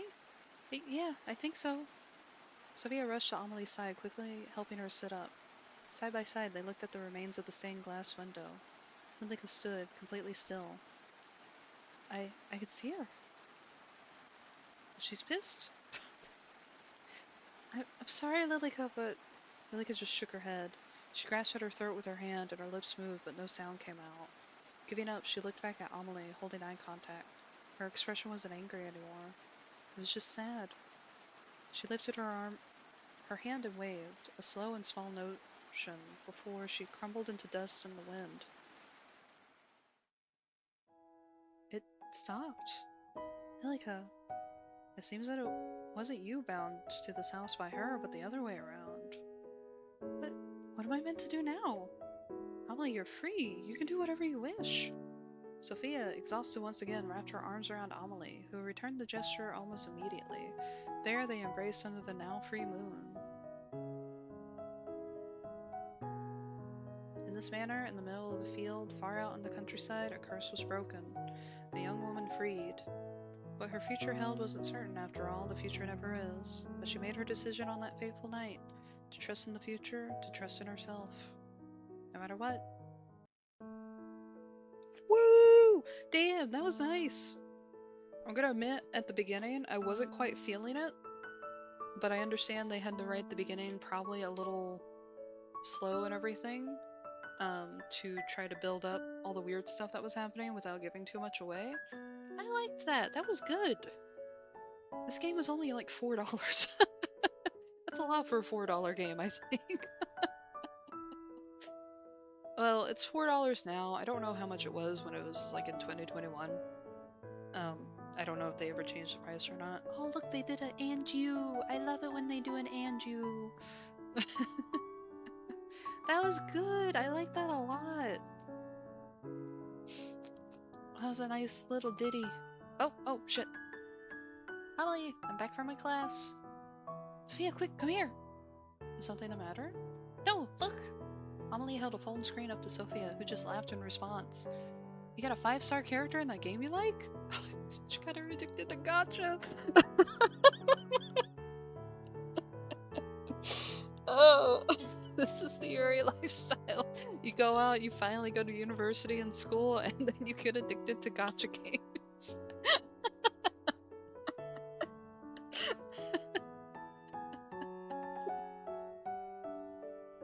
Isn't it amazing? All I had to do was insert the numbers on that card you gave me. Oh shit. Future truly is astounding. We'll talk about it later. Oh, what's this? I'm not sure. It was slipped under the door while you were out. A plain white envelope sat on the coffee table. Nothing on it identified who sent it or who it was addressed to. With little concern, Sophia opened it and pulled out a letter. But the words may have well been written in a different language, as she could not read them. Her eyes went straight to the name at the bottom of the page. Oh, it says we're free at last, right? Yours, Lilika. Oh. Two true horrors at the end. Never escaping the the past and becoming addicted to gacha. Oh, that was great. Woo! That was about an hour longer than I expected, but also I was reading it out loud and I forget that it takes extra time because I read like just visually really, really fast. That's what her mother wanted to protect her from. Oh, that was fun. Okay. Alright. I still want to play 14 Days with You. I could only dedicate an hour and a half to that one. So I think I'm going to do that little thing that I usually do whenever we play two separate games. Since this one took a big chunk of time. Not that I'm complaining, I enjoyed it. But I think I'm going to stop streaming, edit the info so people don't get pinged for Amelie, and switch it to 14 Days with You completely, and then start to stream again.